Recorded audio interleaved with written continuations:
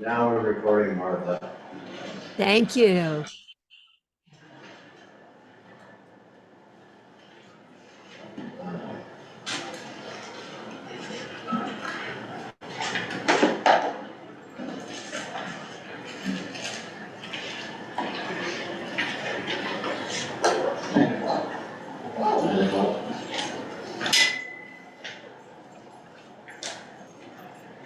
Good morning and good evening, everyone. We welcome you to this presentation, and we are coming to you from Metro Manila.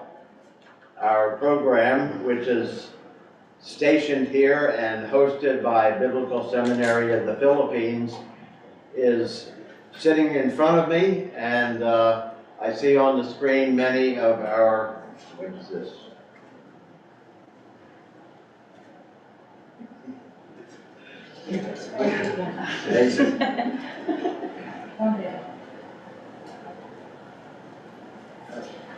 Many of our alumni and a number of our visiting professors. Hi, Mark.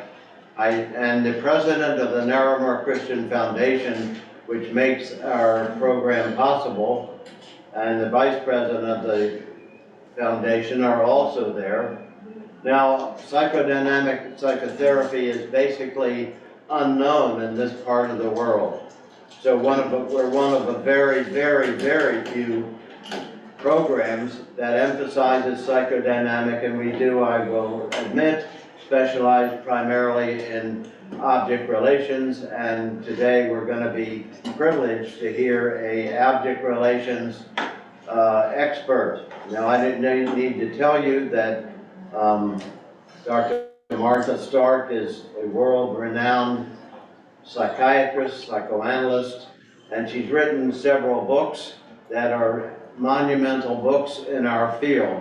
First of all, there was Resistance, which has become almost a given monument to any psychodynamic program, psychoanalytic program. And then Relentless Hope and the Failure to Grieve, and then Modes of Psychotherapy are just a few of the world known books that she has written and contributed. The reason you are able, everybody, not only in this room, but there's about 240 on this email, the reason it's free is because she doesn't charge us. Not only that, but she's eager to let the truth of psychological truth be known, and she volunteers, and this is the second time she has I'm lectured. me, but they can't hear me and you can't hear them. Okay. Please mute, everybody please mute. Everyone on the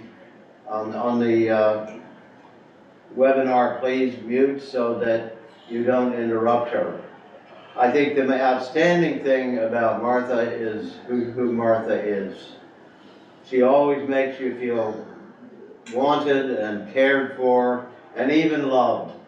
And there's a presence about her that is just, I'll have to say she's my favorite psychoanalyst, and I think I know all of them across the world, or certainly most of them, being associated with two psychoanalytic institutes myself. So we sent you yesterday, earlier, we sent you the abstract, and in there, all of her credentials are listed. And then yesterday, we sent you the 200 slides that she is now going to be presenting. And so without further ado, I introduce one of my very favorite psychoanalytic, psychodynamic friends, Dr. Martha Stark. Thank you so much. Thank you so much, Dr. Bill. Now, can people hear me okay? Yes? And you can see my slide. Okay, good. Wait, and my slide. Did my slide go away? Oh, yes, right. Here it is. Okay. So let me say, I'm absolutely delighted to be here. And it happens that I just love Dr. Bill. I mean, that's just the way it goes. You know, it's one of those things. I love him. He and I speaking of love, we both love Fairbairn, like passionately love Fairbairn. We also, and I don't mean to be outing you here, Dr. Bill, but we also both really love Blue Bloods, which is which is a wonderful television show that Dr. Bill and I have shared our excitement about with each other. Anyway, so thank you all for being here. Many are here, and then many will be listening to the recording.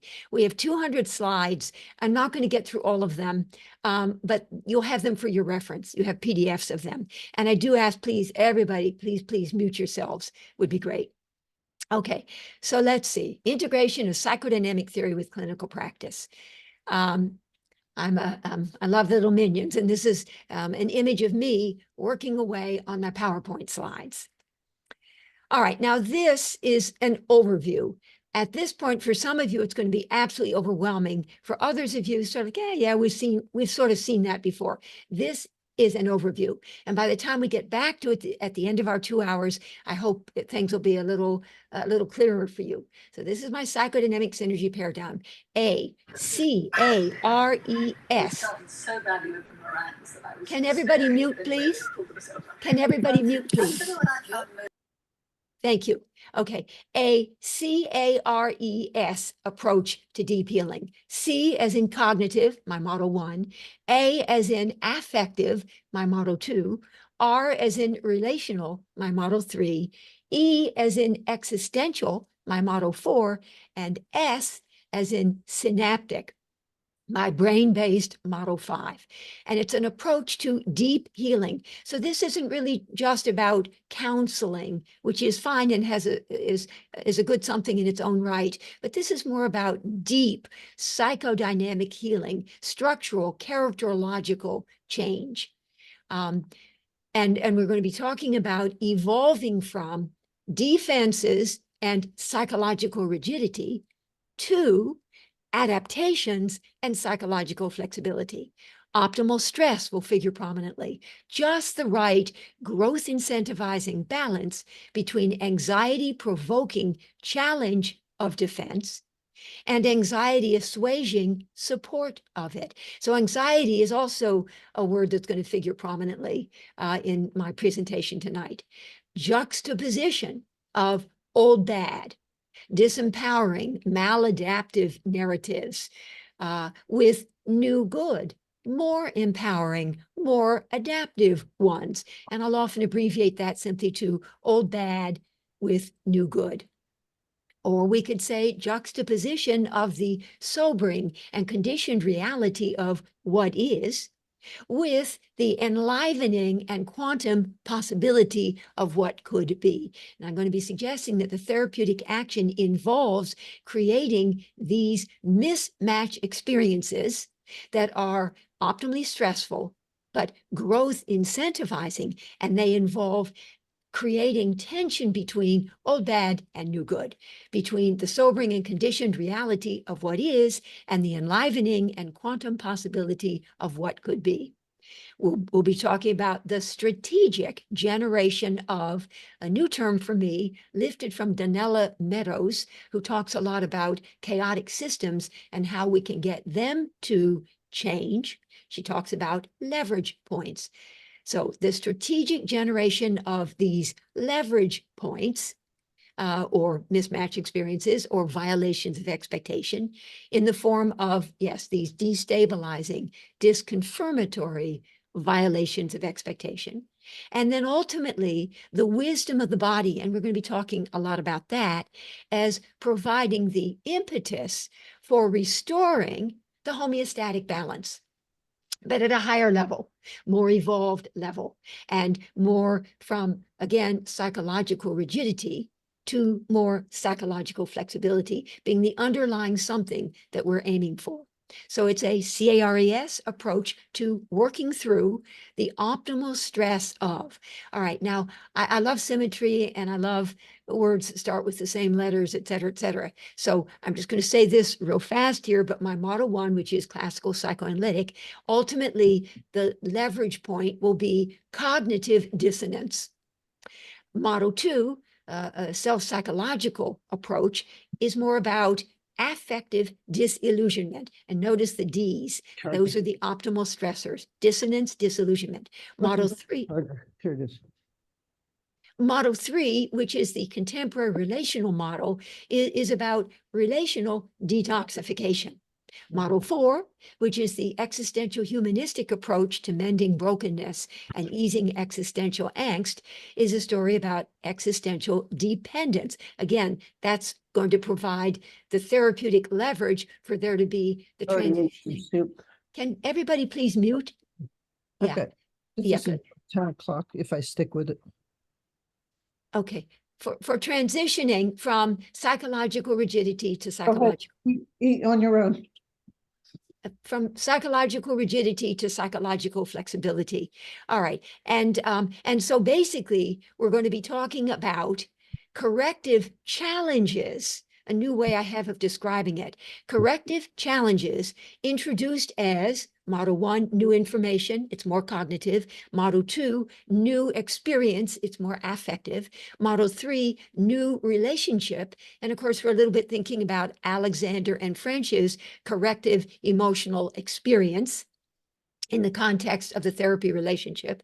Model 4, new beginning. And I see that one of our participants tonight actually has a name of new beginning. So I love that. That's model 4. And then model 5, new possibilities. These will be the new somethings that get introduced into the equation that's going to provide the therapeutic leverage for there to be gradual evolving from rigidity to flexibility, which again is what we want. I'll be referencing Freud's horse and rider as a metaphor for the working through process, basically going from conflict between to collaboration with, and in essence, strengthening adaptive capacity and making it more compelling on the one hand, and taming defensive need and making it more aversive, such that defenses, once egosyntonic, in other words, they were comfortable enough for the patient to have, become increasingly ego-dystonic.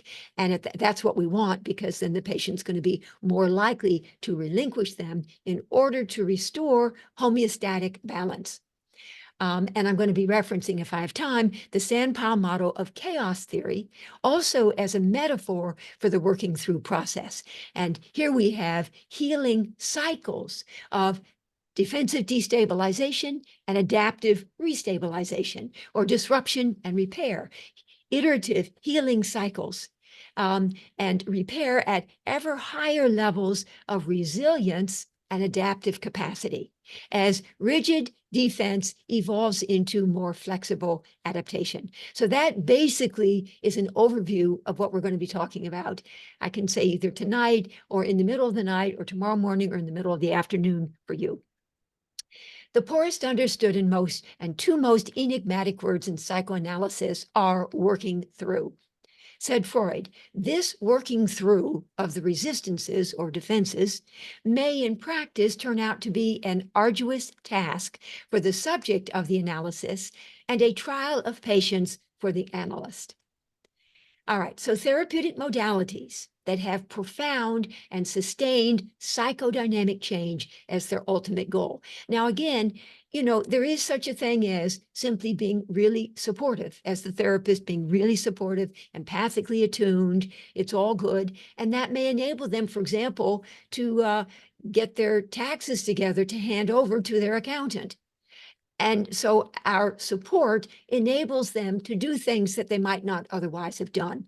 But I'm talking more about not just support, but also optimal challenge and creating tension between those, and that their tension, its working through, its resolution will be the way in which there really is deep characterological psychodynamic change. So, for example, psychoanalysis and other depth psychologies, including but not limited to ACT, IFS, EMDR, ISTDP, AEDP. You don't need to be knowing necessarily what those stand for, but maybe you already do.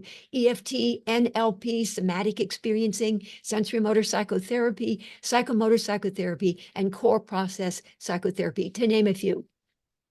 But ultimately, these therapeutic modalities, the working through process, must ultimately be able to transform psychological rigidity into psychological flexibility, in the evocative words of ACT, acceptance and commitment therapy. So I lifted their concept, which so resonates for me, for all of my models. I lifted that from ACT. And if we're thinking more in the traditional words of psychoanalysis and eco-psychology, we're talking about transforming low-level defense into higher-level defense, or more evolved adaptation, in the words of Freud, such that the patient, whatever her starting point, whatever her initial level of functionality, whatever her diagnosis, like maybe a lot of PTSD, maybe she doesn't have legs, maybe her parents tried to kill her, whatever, we want to advance her incrementally through cycles of disruption, and repair to a little more resilience, a little more adaptive capacity, a little more flexibility, so that she's not positioning herself in such a defensive and rigid way in relation to her life as she lives it. So therapeutic modalities must ultimately be able to transform such that the patient will become ever better able over time to manage the myriad stressors in her life. Stress is also clearly an important concept here, to which she's being continuously exposed. In essence, ever more adept at responding adaptively and mindfully, instead of reacting defensively and mindlessly. Again, recurring themes throughout. The distinction between adaptive response, mindful, and defensive reaction, more mindless. The ultimate goal of deep treatments, ever less defensive rigidity and ever more adaptive flexibility. Notice that the stiffest tree is most easily cracked, while the bamboo or willow survives by bending with the wind. Bruce Lee.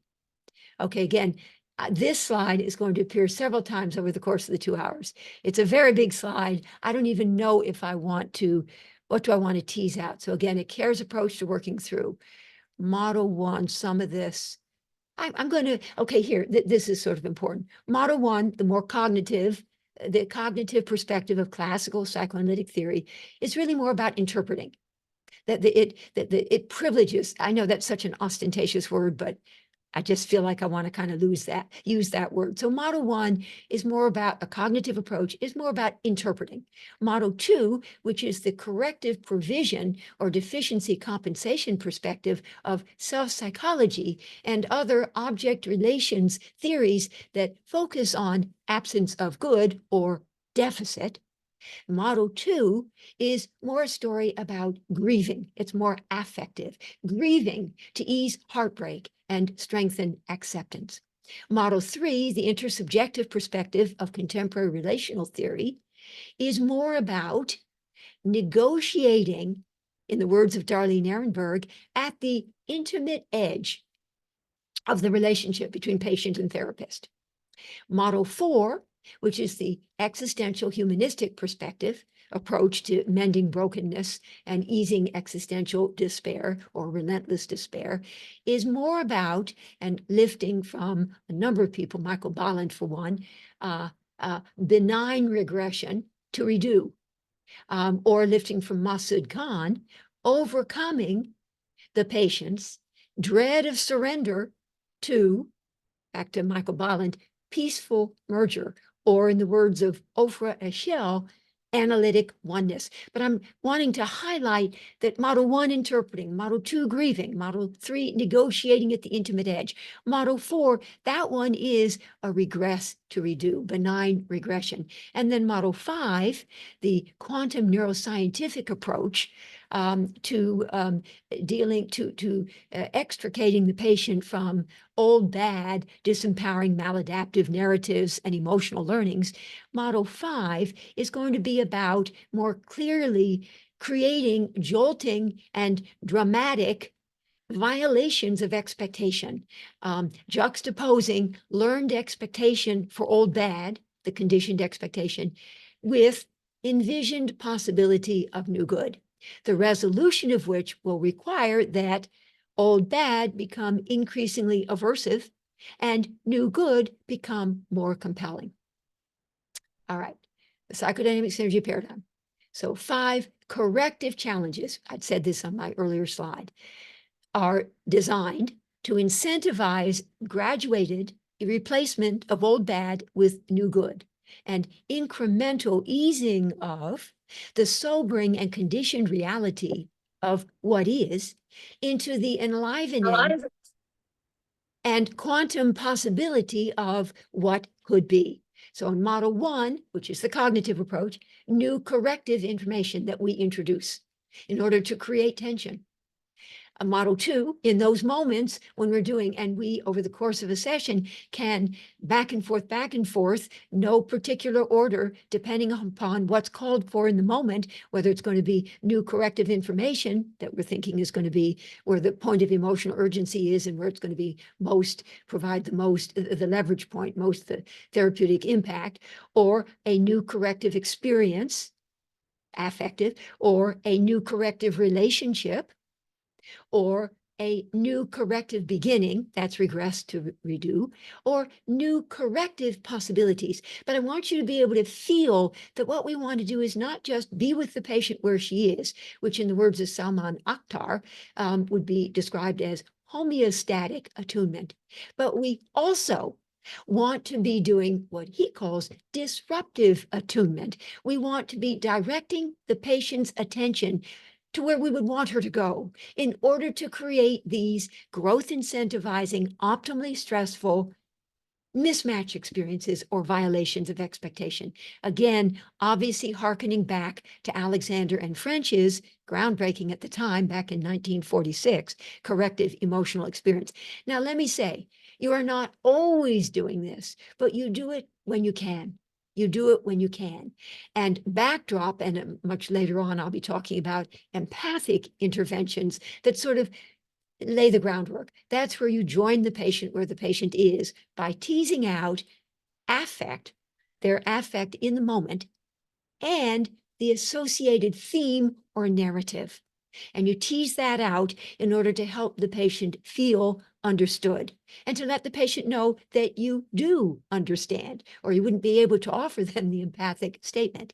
That'll lay the groundwork for then these optimally stressful interventions that both resonate with where the patient is and direct her attention to elsewhere, that both do homeostatic attunement, Salman Akhtar, and disruptive attunement, Salman Akhtar. All right.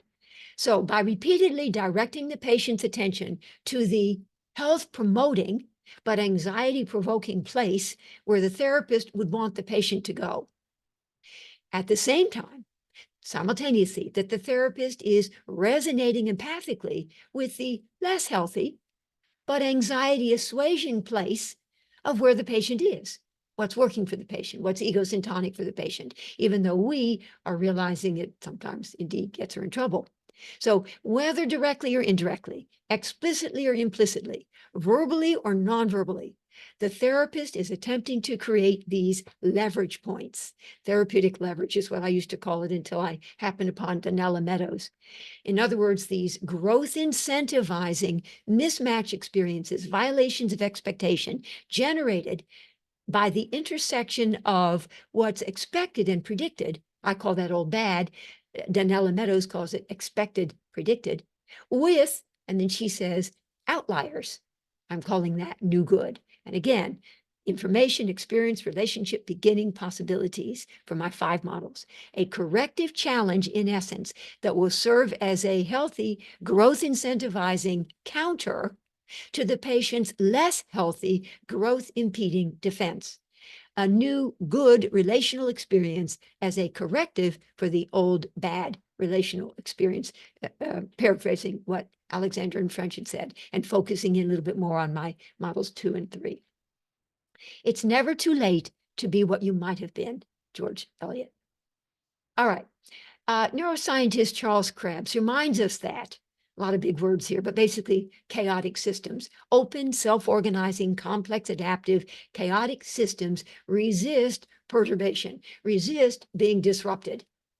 Examples of chaotic systems include road traffic, the stock market, ocean turbulence, and the self-regulating mechanisms about which we are speaking now, mobilized by anxious, there's the word anxious, patients attempting to manage the stressors in their lives. Again, defenses on the one hand, adaptations on the other, and then all the gradations in between. So self-organizing systems, which is basically who we are and what our psychopathology and just who we are is all about. Self-organizing chaotic systems, fueled as they are by their homeostatic tendency to remain constant over time. I think of like a rubber band, and you kind of pull it out and it snaps back. So that's sort of like we do what we can and it snaps back. So we need to apply enough disruption to the system that it won't simply flip back.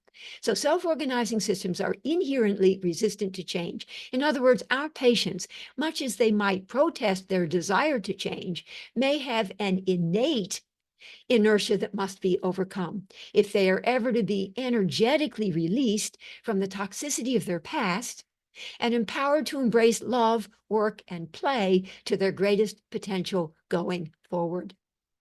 Optimally stressful, growth-incentivizing corrective challenge, then, is at the heart of the working through process in psychodynamic psychotherapy in all 5 of my models.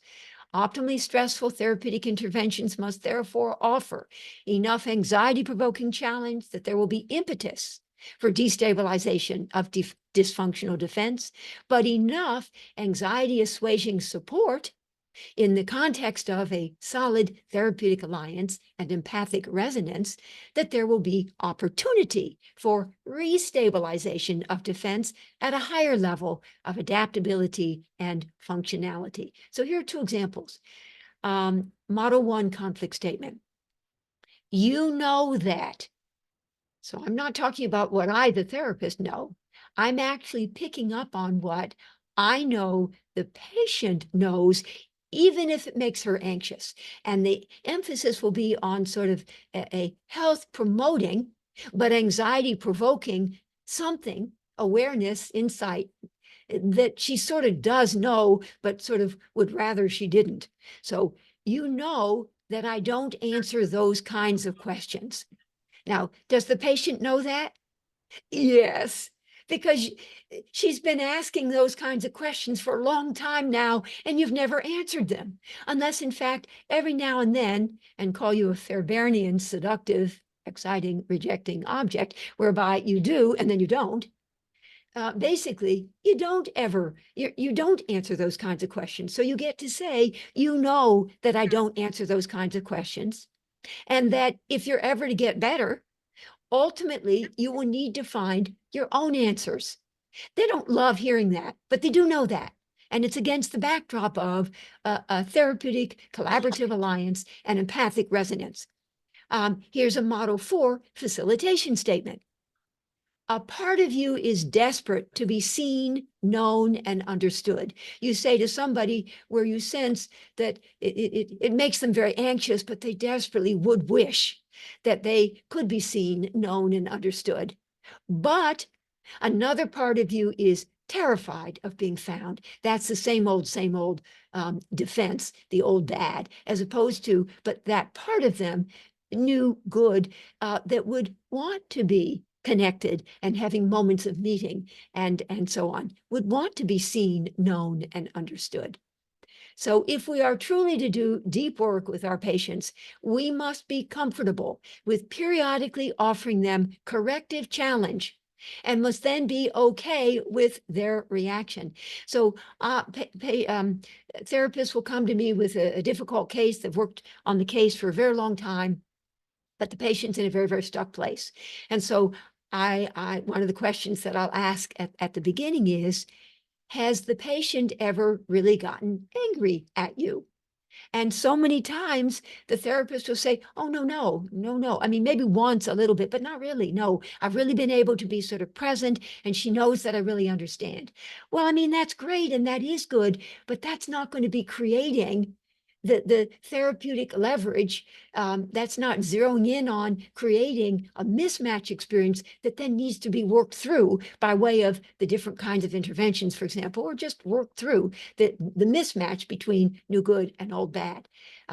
And so that's why, quite frankly, the patient is still entrenched in what's sort of egosyntonic for them, even though we and the panel of 10,000 judges would look at things and think sort of like, that is really not serving the patient very well at all. So we need to be prepared to be seen as this if we're really to do deep work. That's a hard one. It's not the easiest thing in the world.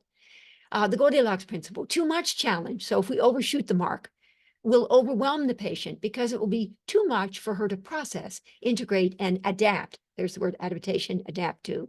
And we'll call that traumatic stress. It's too much. Too little challenge will offer her too little impetus and opportunity. Two words I also love, impetus and opportunity for transformation and growth, serving instead simply to reinforce the dysfunctional status quo of her defense.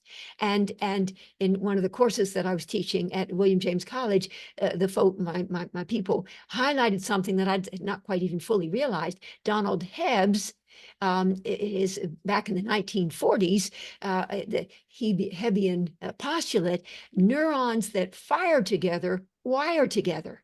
And if we are ever busy just listening and resonating empathically with the patient, talking about the trauma, in the traumas in her life and this and that, we listen and we understand and this and that, and she's repeating it and repeating it, we understand and repeat it, this, that, whatever, on some level, aren't we reinforcing rather than challenging? Now, we want to reinforce and also to challenge. It's two parts, both ends. It's not just one or the other when we're creating the tension. Okay, but so not too much challenge, not too little challenge, but just the right amount of corrective challenge will provide just the right amount of therapeutic leverage needed to provoke, after initial disruption, eventual restabilization at a higher, more evolved level of integration, functionality, and adaptive capacity. In other words, optimal or non-traumatic stress, and that the self-psychology talks about optimal non-traumatic stress. And of course, the question becomes, well, how do you know it's going to be too much or too little? I mean, obviously, you're busy. I listen to the patient, and I'll say things, and they sort of often end with an ellipsis, ... question mark, ...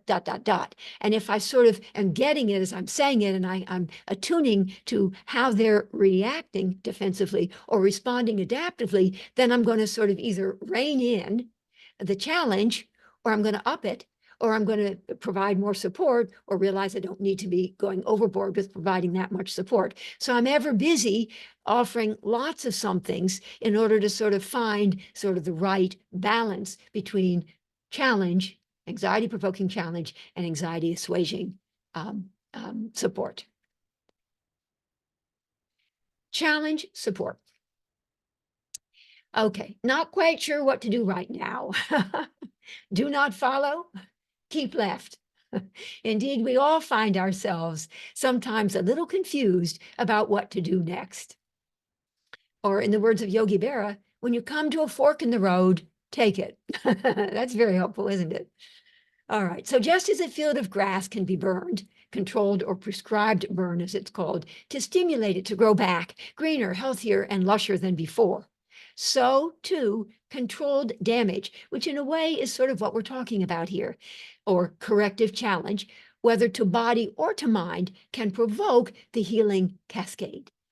All right, now some of these, I'm not going to read all of these, but I'm guessing that many of you have done some of these in the physiological realm. Superimposing an acute physical injury on top of a chronic one is sometimes exactly what the body needs in order to heal. High intensity interval training, intermittent fasting, ischemic preconditioning, hyperbaric oxygen, blood flow restriction, homeopathy, vaccines and other immunotherapies, dermabrasion, Fraxel laser treatments, microneedling, prolotherapy, you've heard of these, PRP, platelet-rich plasma, platelet-rich fibrin, vampire gum, rejuvenation, not to be probably TMI here, but as you get older, your gums start to recede a little bit, and I'm going to be getting some vampire gum rejuvenation, where there's a optimal stress to some of those cells in order to stimulate regrowth of what had been sort of fading. Stem cell facelifts, Botox, ECT, TMS, cardioversion, acupuncture, acupressure, red light therapy, infrared saunas, cold water immersion, brain teasers, and mental exercises. In other words, when the body is optimally challenged, no matter how compromised it might be in its functionality, adaptive recovery will be triggered because of the body's innate resilience and intrinsic capacity to self-correct, lifting straight from Walter Buchanan's Wisdom of the Body. I believe profoundly in the resilience of the body and its ability, when optimally challenged, to reconstitute at a higher level. Well, I'll do these two, and then I want my eyes on the time. I want to be moving on. So here's one. Depriving ourselves of half a night's sleep once a week.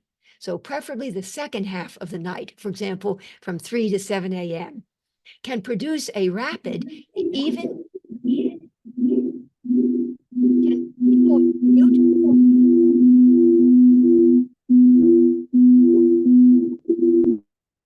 Okay, thank you.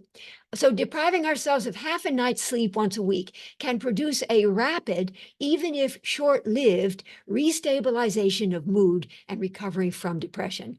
The thought is that the stress of interrupting normal sleep patterns may resynchronize disturbed circadian rhythms. Intermittent fasting, some of you maybe do that. For example, it can be done in many ways, but for example, a 36-hour water fast once a week, for example, from after dinner on Monday evening to before breakfast on Wednesday morning. I was doing that for a while, can so significantly reduce the total body burden that mental clarity and focus can be improved dramatically and a sense of overall well-being restored. Parenthetically, intermittent fasting is also associated with increased levels of brain-derived neurotrophic factor, BDNF. We want that. Depleted levels of which are thought to be associated with depression.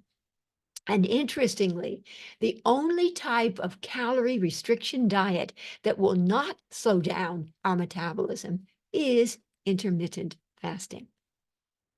Okay, well, I'm going to skip over this, but just challenge your brain. Challenge your brain with all sorts of exercises. So just as athletes can improve their physical fitness by optimally challenging their bodies with physical exercise, so too we can improve our mental, our brain fitness by challenging ourselves with all sorts of things. For example, like patting your head and rubbing your belly at the same time. Or this one, which for me just practically throws my brain off, printing with one hand and simultaneously cursive writing with the other, which can just like really mess your brain up. I had a high school teacher in science, and she could, with one hand on the blackboard, draw a paramecium, and with the other hand simultaneously label its parts. So anyway, there you are. I was trying to learn to juggle, but I was throwing so many of the balls sort of out the window that eventually I just decided juggling was not for me. And here's an interesting one you can take a look at later. Challenge your mind by first reading all the words, which is left brain, and then saying all the colors, which is right brain. Which way is more natural for you? So you can do cross-lateral training of your brain to keep it balanced and to optimize its functionality by first reading all the words and then saying all the colors. And more generally, cross-lateral movements will involve crossing the midline of the body with an arm and or a leg. And that will help balance both sides of the brain and strengthen the corpus callosum, connecting the two. One of my mentors, who was absolutely brilliant, told me that whenever he sat down to write, he would always do a figure 8. Infinity sign. So it was sort of crossing the midline with first the one hand and then the other. And he was so brilliant that I figured, well, I guess I'll do it too. So I always do that. I mean, who knows if it makes any difference? But quite frankly, it sort of feels like I'm doing a good thing. Okay, so let's see. So as we have just seen, optimal stress can optimize the functioning of body and brain. Optimal stress can also jumpstart repair of a chronic condition. Indeed, a chronic condition might not heal until it is made acute. So too with respect to the mind. Ongoing therapeutic provision of optimal stress will sometimes be the destabilizing provocation needed to overcome the inherent resistance to change so frequently encountered in even our most well-intentioned patients, and to transform their defensive need for same old into the adaptive capacity for something new, different, and compellingly better. All right, so how am I kind of throwing around these words defense and adaptation? How am I really sort of defining them, which is a little different from the standard way? So defenses, in other words, rigid, reflexive, knee-jerk reflexive, mindless, less evolved, self-protective reactions, and adaptations, more reflexive, more reflective, not reflexive, so more flexible, not rigid, more reflective, not reflexive, more mindful, not mindless, more evolved, self-affirming or self-validating responses are here being defined. How are they being defined? So please note, I don't limit defenses to the well-known and more traditional ones. At one end of the continuum, low-level defenses, the ones we all know, displacement, projection, isolation of affect, reaction, formation. At the other end, higher level or more mature defenses that are more adaptive and more socially acceptable. For example, suppression, sublimation, humor, altruism, self-assertion, affiliation. Rather, I define defenses more broadly as speaking to any of the self-regulatory mechanisms that we mobilize when made anxious in the face of stressors. Again, anxiety in the face of stressors, psychological, physiological, energetic. So at one end of the continuum, what happens reflexively and mindlessly when we're confronted with stressors that overwhelm us with anxiety, to which I refer as low-level defenses or rigid defenses. And at the other end, what happens more reflectively and mindfully when we're confronted with stressors that we're more easily able to take in our stride, to which I refer as higher-level defenses or more flexible adaptations. So at one end of the continuum, defensive, mindless reactions. At the other end, adaptive, more mindful responses. Either we, made anxious, react to stressors by reflexively defending, defensive mindless reaction, or we, more resilient, respond to stressors by more reflectively adapting, adaptive, more mindful response. I love this one. I'm never going to eat that much again. That's the mindful response versus the mindless reaction. Oh, look, food. I love that one. All right, so the relationship between defense and adaptation is a yin-yang relationship. These self-regulatory mechanisms are complementary, not opposing forces. Furthermore, all defenses, of course, have an adaptive component, just as all adaptations serve a defensive function. Nonetheless, and more generally, although defenses might once have been necessary for the patient to survive, as rigid defenses evolve into more flexible adaptations, the patient becomes ever better able to thrive. So the therapeutic action is indeed designed to transform rigidity into flexibility and surviving into thriving. From surviving to thriving. Now, dramatic demonstration of the direct relationship between adaptability, resilience, and thriving.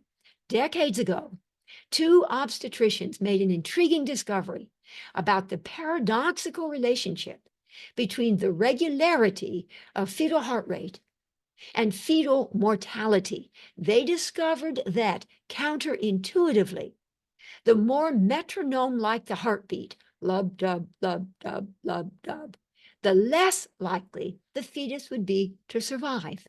Whereas the greater the heart rate variability, lub, dub, lub, dub, lub, lub, dub, lub, dub, the more likely the fetus would be to thrive. Indeed, variability, including heart rate variability, you may well know about that measure of our resilience and our health, our overall well-being, adaptability, flexibility, resilience, and Tom Brady, I'm from New England, whatever, and now down in Clearwater Beach, so Tom Brady worked both places, and Tom Brady's pliability are all critically important for the health of both body and mind. So adaptability, resilience, implicit in this conceptualization of healthy self-regulation is the compelling idea that, as is true for all chaotic systems, the living system will be able to preserve its stability only by way of continuous adjustment to instability. And again, Donella Meadows, who's become one of my new favorite people, the ability to survive change by changing. Again, counterintuitive, paradoxical. Resilience, the goal of deep treatments. Remember, from psychological rigidity to psychological flexibility, resilience, adaptive capacity, speaks to this ability continuously to adjust to ongoing environmental perturbation and adaptively to reorganize, reconstitute, restabilize, reboot at ever more evolved homeostatic set points. And whenever I think reboot, I always think about how, periodically my computer, goes down and I like panic. Oh my gosh, oh my gosh. And then I go to my dear sweet gunner. I say, oh, what I'm going to do? My computer's busted. And he says, why don't you turn it off and reboot it? Oh yeah, I forgot about that. So I turn it off, turn it back on, and there it is working again. And theoretically at an ever more evolved homeostatic set point. All right, so leverage points. Places, this is quoting Donella Meadows, places within chaotic systems, complex adaptive systems, self-organizing open systems, such as our self-regulating mechanisms, our defenses, and our adaptations, quote, where a small change in one thing can produce big changes in everything. That's, of course, the butterfly effect that we know from chaos theory. Anyway, all right, so now we cannot avoid suffering, but we can choose how we cope with it, find meaning in it, and move forward with renewed purpose. Although often misattributed to the existential psychiatrist Viktor Frankl, the actual author of this evocative quote is unknown. Between stimulus and response is a space. In that space is our power to choose our response. In our response lies our growth and our freedom. I think everybody loves that quote. Now, applying this to the clinical situation, I would want to suggest between stressor and what follows is a space. In that space is our power, either to react defensively when the stressor is simply too much for us to manage, which will thwart our growth, or to respond adaptively when we are more easily able to take the stressor in our stride, which will promote our freedom. Not only do we have the power to make meaning of our lives, but we also have the responsibility to do so. Oh, and I just remembering, so when I freak out a little bit, like, oh my gosh, my computer's busted, we have to buy a new computer. My dear sweet gunner, he will come in and he'll say, now, he said, remember, you want to light a candle rather than cursing the darkness. So lighting a candle is the adaptive response, and cursing the darkness would be more the defensive reaction. All right, it has been suggested that 10% of what happens to us is life, but 90% is how we defensively react or adaptively respond to it. Life is not about defensively waiting for the storm to pass, but adaptively learning to dance in the rain. Carl Jung, I'm not what happened to me, I'm what I choose to become. Ralph Waldo Emerson, the only person you are destined to become is the person you decide to be. Jean-Paul Sartre, freedom is what you do with what's been done to you. All right, now the series of slides here, some of you will be like, oh no, and some of you I hope will love this. All right, I'll tell you something in a moment. Cutting edge stem cell researcher Bruce Lipton, who wrote The Biology of Belief, has a particularly compelling way of describing this distinction between defensive reaction and adaptive response.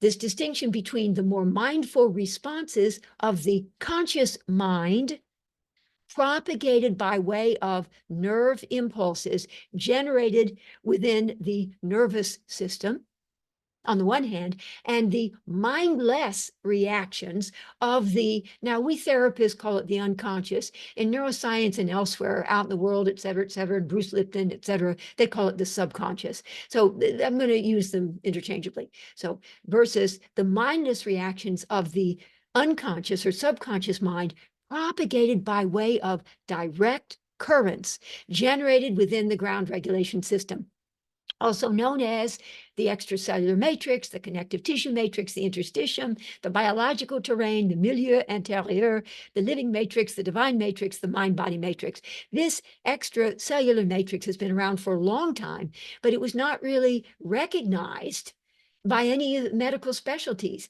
The closest specialties that came to it was osteopathy and physiatry. But more recently, the interstitium has been recognized as an organ system in its own right. Thank goodness. All right.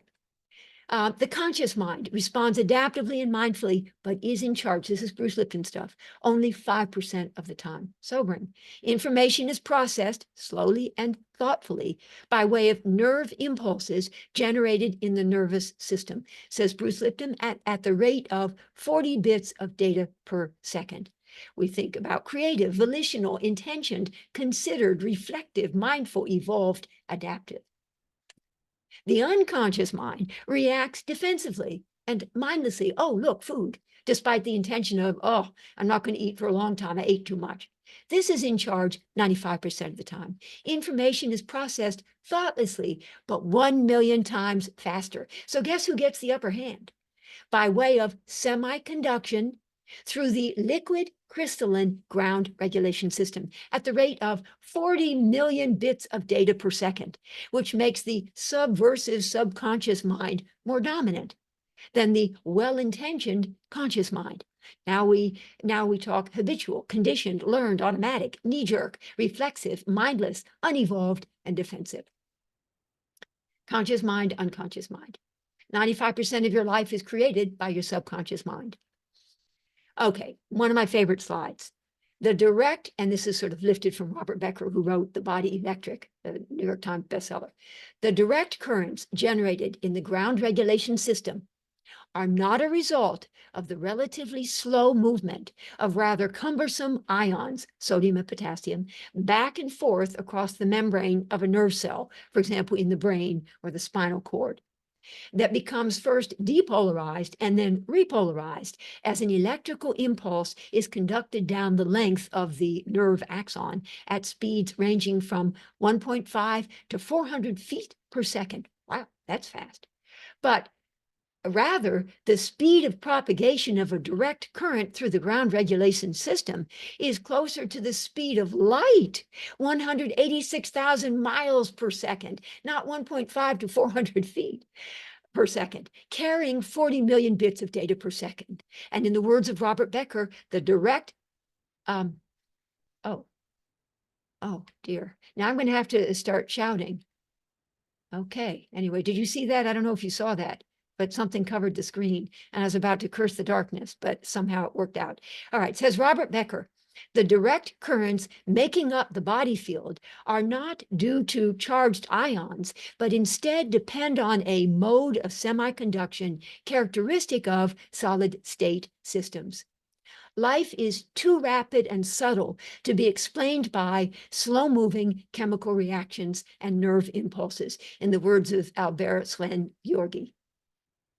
Body consciousness, the ground regulation system, works in tandem with brain consciousness. So witness an amoeba. I always love presenting this. A one-celled organism, it lives, that clearly lacks a nervous system. But look at what it can do even so. Its nucleus, purple, and ground regulation system contained within the body of the cell oversee mealtime by prompting pseudopods, little foot-like extensions that also allow the amoeba to be mobile, to extend themselves in order to entrap food particles, which are subsequently digested by lysosomes within the cell.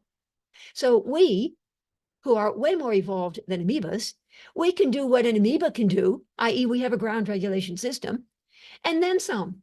because we also have a nervous system by virtue of our body consciousness working in tandem with our brain consciousness. So what I was going to tell you was, so I was presenting at one of the conferences that I co-direct in Boston, and then I felt comfortable with the group. And so I said at one point in the panel discussion, I said, after all, our cells remember. And this is a group of psychoanalytic type people, whatever. And there was a hushed silence, and the room just fell silent. And I'm like standing there and sort of like, I'm sort of getting it intuitively. Not good, what I just said. So I sort of backtracked and I said, well, maybe not so much that the cells remember. I guess I'd want to say, after all, our body remembers. And I don't even know if Bessel van der Kolk had written yet his book, The Body Keeps the Score, New York Times bestseller many times over. So some of the body workers in the audience are giving me a subtle thumbs up. Yeah, the body remembers. But there were still a lot of these psychoanalytic folks looking at me and saying, no, I don't think so. So then I said, okay, well, all right, what I should probably really say is, after all, the unconscious remembers. And everybody applauded. Yeah, the unconscious remembers. Yeah, how about that being sort of basically our ground regulation system? So there you go. Thank you I see some smiles here. Thank you, Mark. Thank you, Bill, and so on. Okay, so, here's a brief clinical vignette. Here we go. It highlights the clinical distinction between less evolved, mindless defensive need on the patient's part and more evolved, more mindful, adaptive capacity on the therapist's part. And it's also an example of model 3, projective identification in action. So it demonstrates gentle and subtle corrective challenge of the patient's defensive need not to feel, with the therapist's demonstration of adaptive capacity to feel. So in that situation, it's the patient defensive need and the therapist adaptive capacity, which results in at least a temporary increase in adaptive capacity on the part of the patient. So I'm not saying this little vignette that I'm presenting completely transformed the patient, but it did a little something. The patient's beloved grandmother has just died. The patient, unable to feel his sadness because it hurts too much, recounts in a monotone the details of his grandmother's death. Recounts in a monotone, in a defensive monotone, the details of his grandmother's death because it hurts too much. So in a way, it's a traumatic stressor because it's too much to be processed, integrated, and adapted to. So instead, in a monotone, defensive monotone, the patient recounts the details of his grandmother's death. As the therapist listens, she becomes very sad. She really does. She's not just pretending. She becomes very sad. As the patient continues, the therapist finds herself uttering, almost inaudibly, an occasional, oh no, and that's awful. As the hour progresses, the patient himself becomes increasingly sad. There, it happened. Now I'm going to explain it, but that's the vignette. In this example, the patient's initially unable to feel the depths of his grief about the grandmother's death, defensive, too much for him to process and integrate and adapt to. But by reporting the details in the monotonic manner in which he does, the patient is able, people would talk about Thomas Ogden and Malin and Grotstein would talk about exerting of interpersonal pressure on the therapist. The patient is able to get the therapist to feel what he himself cannot. It's unconscious.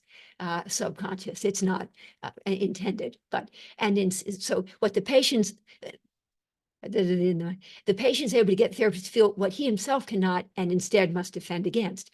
In essence, the patient exerts interpersonal pressure upon the therapist to take on as the therapist's own what the patient does not yet have the capacity to tolerate. As the therapist sits with the patient and listens to his story, she finds herself becoming very sad, which signals the therapist's quiet acceptance of the patient's disavowed grief. I call that, these are my words, the induction phase of a projective identification. We could say of the patient's sadness that it has found its way into the therapist, who, able to tolerate what the patient finds intolerable, takes it on as her own. The therapist's sadness is therefore co-created, in part a story about the patient and his disavowed grief and projected, and in part a story about the therapist in whom a resonant chord has been struck. So her sadness, it was actually me in this case, her sadness is a story about both what's happening in the here and now of the analytic engagement and what's happening inside of her as a result of her there and then early on. So she feels it. The therapist, with her greater capacity, though, to experience affect without needing to defend against it, is able both to tolerate the sadness that the patient finds intolerable and to process and integrate it. This is the resolution phase of the projective identification. The therapist feels it, but is not overwhelmed by it. It is the therapist's ability to tolerate, and this is model 3 in action, it is the therapist's ability to tolerate the intolerable that makes the patient's previously unmanageable feelings more manageable for him. Indeed, the patient's grief becomes less terrifying by virtue of the fact that the therapist has been able to carry that grief on the patient's behalf. A more assimilable version of the patient's sadness is then returned to the patient in the form of the therapist's heartfelt utterances, "Oh no, and that's awful," such that the patient finds himself now able, by the end of the session, to bear the pain of his own grief, now able to carry that pain on his own behalf, now able to tolerate what had once been intolerable. I think this is a lovely, sweet little something. Doesn't mean that model 3 has to be done after you've worked with the patient for 5 years. That can happen sort of in a heartbeat, from defensive reaction on the patient's part to more adaptive response. All right. The psychodynamic synergy paradigm. All right, my eyes on the time. I want to kind of pace myself. A C.A.R.E.S approach to deep healing. So it features 5. Now you'll see there's 6. We'll get to that in a second. 5 interactive and mutually enhancing modes of therapeutic action, all of which capitalize upon use of optimal stress by way of generating and resolving or working through mismatch experiences, violations of expectation, in order to incentivize deep healing. They are in no particular order, other than when I first became familiar with each approach. And so as I was exposed to each new approach, I then made a model out of it. So in the 70s, the interpretive perspective, classical psychoanalysis, the 80s, the corrective provision or deficiency compensation perspective of self-psychology and other deficit theories, the 1990s, the intersubjective perspective of contemporary relational theory, which involves not absence of good, which is model 2, but presence of bad, which is model 3. Whatever. Model 4, that decade, 2000 to 2010, an existential humanistic approach to mending brokenness and easing existential angst. Model 5, 2010 to 2020, a quantum neuroscientific approach to overcoming neural entrenchment and analysis paralysis. When models 1, 2, 3, 4, when you've gotten to, you don't know about this yet, but when you've gotten to awareness, the adaptation of awareness, model 1, acceptance, the adaptation in model 2, accountability, the adaptation in model 3, and authentic presence, the adaptation in model 4, and you got there, but quite frankly, analysis paralysis, the patient is stuck. Then we may need to call upon model 5. Models 1 to 4 are more psychoanalytically informed, and I describe them now as longer term, broader based approaches. And model 5 is shorter term, more focused, more intensive. And all of them are interdependent, and all of them are important. So none more important than the others. Now model 6, I kind of put that in there.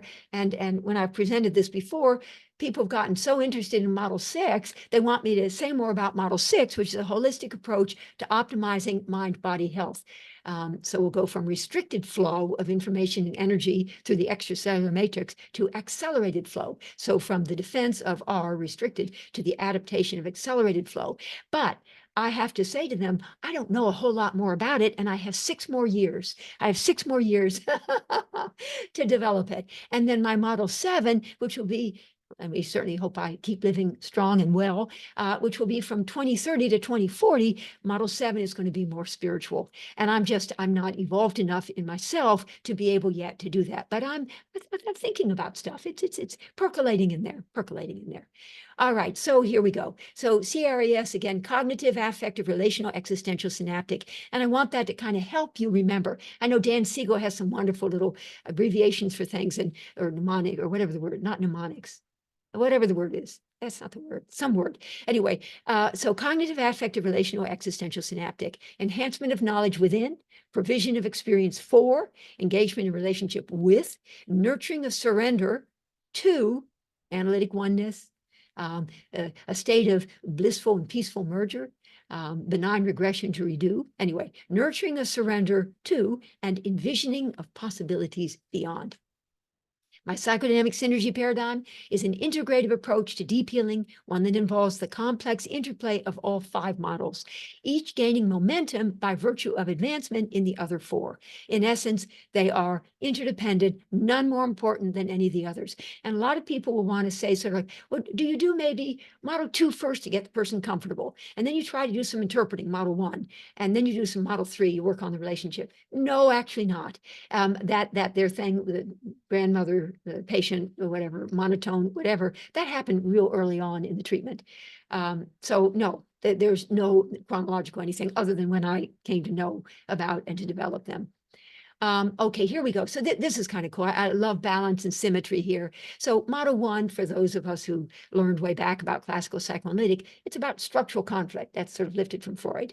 And when people sort of want to come up with it, well, what diagnostically, DSM-5, can you kind of like tie it in? Sort of like, well, not really, but I'll go then with neurotic conflictedness, when the patient's sort of jammed up. And again, cognitive dissonance is going to be what works things through. So structural conflict. Model 2, piece of cake, structural deficit. There are an absence of good, errors of omission on the part of the parents, and internally recorded in the form of deficit, impaired capacity to be a good parent unto oneself. And so this would be more narcissistic vulnerability, narcissistic woundedness. If you got a whatever, here's some word that's a little bit diagnostic. But the important something is it starts with the letter N. And model 3, contemporary relational, that is, and Stephen Mitchell and others talk about it as relational conflict. Okay. And now it's noxious relatedness. Noxious, there's your N word. And that's true, that as a result of the presence of bad and pathogenic interjects that are ever busy being delivered into the relationship, one's relationships with contemporary objects and with the transference object, there is a kind of vicissitudes of relatedness and noxious relatedness. I'll be saying more in a moment. Then we have model 4. So one of my friends, before I had model 4, was sort of in my face about, you got structural conflict, you got structural deficit, you got relational conflict. What about relational deficit? And also my dear Larry Hedges, a friend who knew my work well enough to know what was missing. Bless his soul. And so he was really, really in my face about, I got to add model 4. So eventually I decided, okay, what the hell, we'll put in model 4. And as a result, of course, the work that I do is now so much better than the work I used to do. And I sort of feel I should go back and apologize to all of my patients that I saw during the first several decades of my work, but whatever. All right, and this is now about non-relatedness. Arnold Modell talks about the schizoid defense of affective non-relatedness. Okay, quantum neuroscientific. Now we do analysis paralysis or neural entrenchment. Yeah, neural entrenchment. Yeah, that's an N word. I hadn't even thought about that. Neural entrenchment, right? Neural entrenchment or non-actualization. There's the N. But you can't look at somebody and think neural entrenchment, whereas you can kind of look at them and think, non-related, they've retreated. You can think noxious relatedness, like, my God, they are so provocative. You can think narcissistic vulnerability, they're so needing you to do a certain something to do it just right. Neurotic conflictedness, they're so jammed up, they just can't move forward, get off the dime. And non-actualization, they're just not acting, non-action.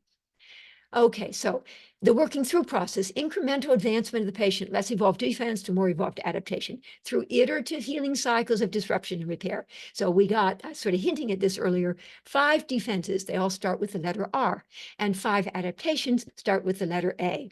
So evolving from, okay, good, I got it. Evolving from resistance, classical psychoanalytic, to awareness. Now, I could have said insight, but insight starts, and Freud said insight, but insight starts with an I, so I can't say that. So I'll say awareness, which is, that works. And also in Model 1, dual awareness is also very important. But anyway, awareness.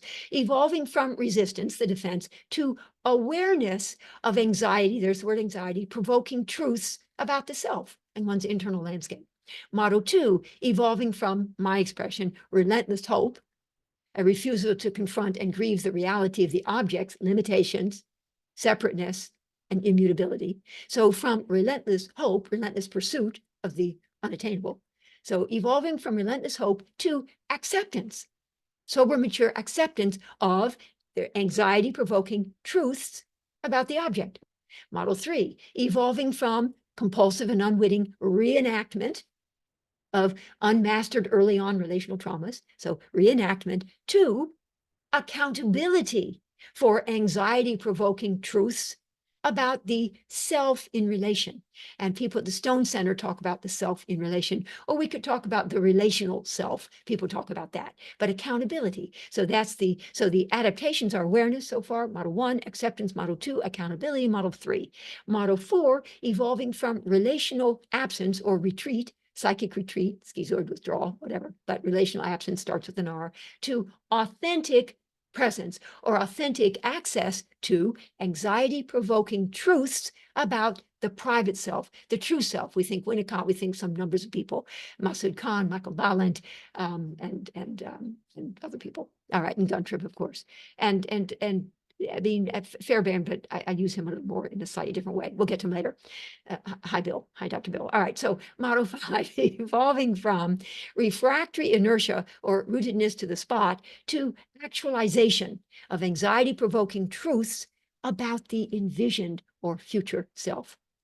All right, so let's see. So the 5 optimal stressors are 5 Ds. So cognitive dissonance, affective or optimal disillusionment, which is what self-psychology talks about, cognitive dissonance, a little more cognitive, classical psychoanalytic, relational detoxification, the more relational perspective, existential dependence, which means it's the same thing as resourceless dependence, which Masood Khan talks about, or absolute dependence, which is what Winnicott talks about.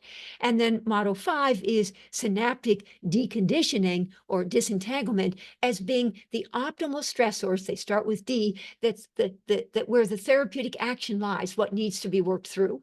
Those need to be worked through to get you from defense, the R's, to adaptations, the A's. So in essence, it's a C.A.R.E.S approach to working through that is indeed RAD. And I didn't know that word, but apparently RAD means pretty cool. So we have 5 defenses, 5 adaptations, and 5 optimal stressors. I'm going to move on. This is even a little too complicated for me, but if you want to harken back to it, it does tell you a little bit more good stuff there. All right, and we've done this before, the 5 corrective challenges: information, experience, relationship, beginning, possibilities. Okay.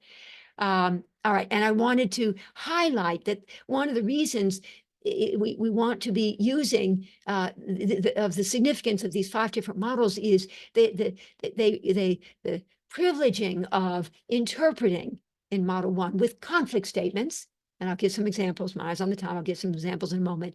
Embodied, the body comes into it. Grieving, so disillusionment statements. Negotiating at the intimate edge.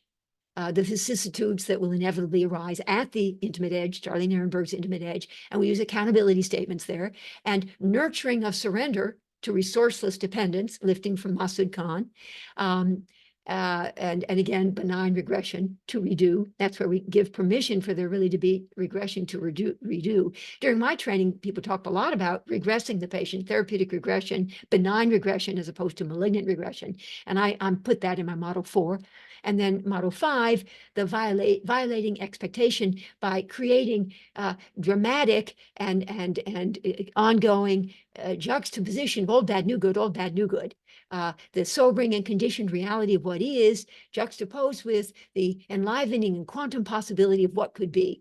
Left, right, left, right, left, right, left, right. And of course, you happen to be maybe thinking EMDR, for example, is very much about, and hypnotherapy, and some numbers of others of the short-term intensive approaches are all about rapid fire juxtaposition of old bad, new good, old bad, new good, old bad, new good to create optimally stressful, growth incentivizing violations of expectation and mismatch experiences that need to be worked through. And that's where the therapeutic action is the heart of the therapeutic action.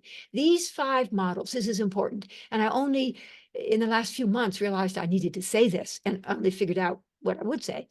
Classical psychoanalytic, self-psychological, contemporary relational, existential, humanistic, and quantum neuroscientific are designed to serve as a conceptual framework for both teasing out the patient's underlying and more enduring psychodynamic traits over time, as primarily either neurotic, narcissistic, noxious, non-related, or non-actualized, sort of the background, and both, and directing the therapist's immediate focus, moment by moment, to the patient's transient and ever-shifting psychodynamic state. So they may be fundamentally sort of model 3, kind of noxious in their relatedness, is sort of more fundamentally where they are. But in the moment, something's been a little too much and there's been a retreat.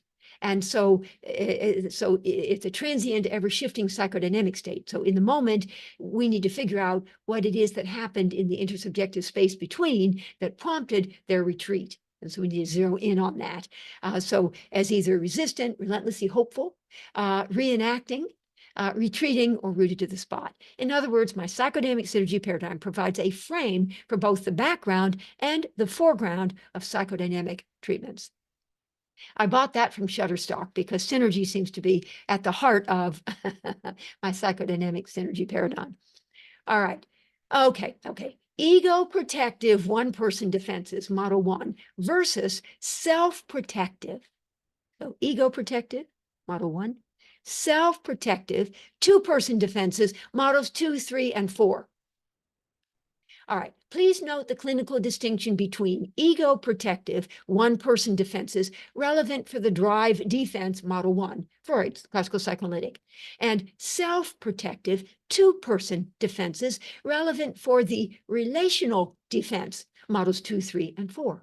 So one-person or intrapsychic defenses are mobilized by an ego made anxious, attempting to protect itself against the threatened breakthrough of dysregulated and anxiety-provoking id drives. Well-known intrapsychic defenses, repression, intellectualization, compartmentalization, reaction formation, etc., mobilization of which will give rise to internal or structural or neurotic conflict. I was raised on that at the Boston Psychoanalytic. That's what I was trained. Here, the important relationship is the one that exists between the ego and an id experienced as dangerous. Model 1 involves these one-person defenses, whereby the ego is effectively putting a lid on the id. By contrast, two-person or interpersonal defenses are mobilized by a self made anxious, attempting to protect itself against being failed by the object. Less well known, but just as important, interpersonal defenses in my model are the following, and there are others as well. But the masochistic defense of relentless hope, I could give a whole talk on that. The narcissistic need for validation by a mirroring self-object. The narcissistic need to fuse in fantasy with an idealized self-object, thereby partaking in fantasy of the grandness of the idealized self-object. Fusing in fantasy with that. All right, or model 3, the sadistic defense of relentless outrage, not the masochistic defense of relentless hope, but the sadistic defense of relentless outrage, projective identification. Model 4, the schizoid defense of relentless despair, self-protective retreat to affective non-relatedness, Arnie Modell, relational absence, which is what I describe as being the defense in model 4, illusions of grandiose self-sufficiency, Arnie Modell, denial of object need, Arnie Modell, all of which are two-person defenses mobilized to protect the vulnerable self from being failed, disappointed, invalidated, or annihilated by the object, or seduced and betrayed. I should have put that in there. Now, the important relationship is the one that exists between the self and an object experienced as dangerous. Models 2, 3, and 4 involve these two-person defenses. A clinical example to highlight this distinction. The patient presents with flat affect. Now, this could be a story about either isolation of affect, compartmentalization, intellectualization, that is, mobilization of a one-person defense to protect an ego made anxious in the face of threatened breakthrough of dangerous id drives, or psychic retreat, schizoid withdrawal, emotional detachment, affective non-relatedness, that is, mobilization of two-person defenses to protect a self made anxious in the face of perceived threat from a dangerous object.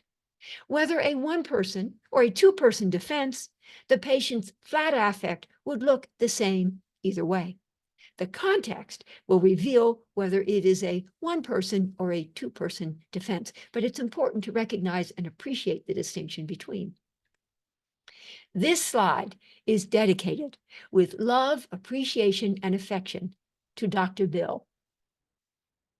All right, for Freud, the libido is fundamentally pleasure-seeking.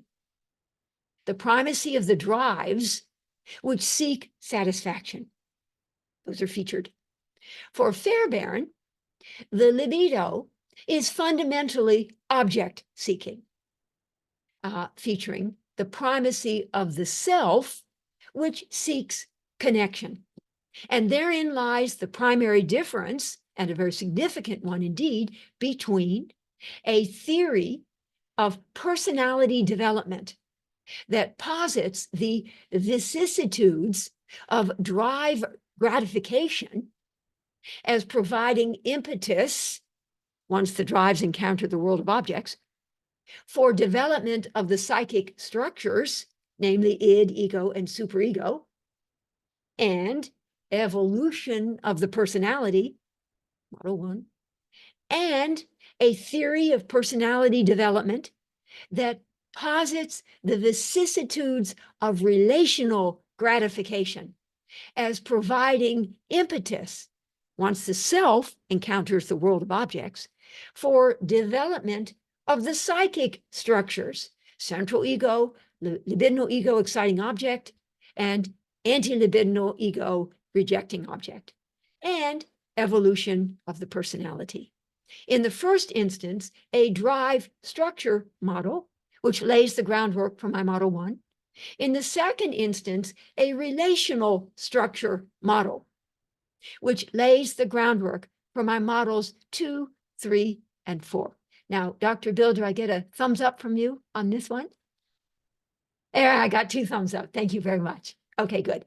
All right, more specifically, Model 2, I'm gonna pass over this one, but whatever. Studies have suggested that newborns are kind of born into either Model 2, 3, or 4, as hungry and clingy, Model 2, irritable and contentious, Model 3, or ignoring and shunning, Model 4. And that's the work of the pediatrician Jan Chosen-Bays and Karen Horney, not to be confused with Karen Horney, although I used to think it was Karen Horney. Anyway, back in the 1930s, she described 3 different coping strategies: movement towards people, or overdependence, which is my Model 2, movement against people, or aggression, which corresponds to my Model 3, movement away from people, or withdrawal, which corresponds to my Model 4. All right, so whatever, so it's all good. All right, life can only be understood backwards, but it must be lived forward, Soren Kierkegaard. All right, I want to move quickly through these because I want to get to something. So models 1 to 4, long-term broad-based approaches, psychoanalytically informed, short-term intensive approach.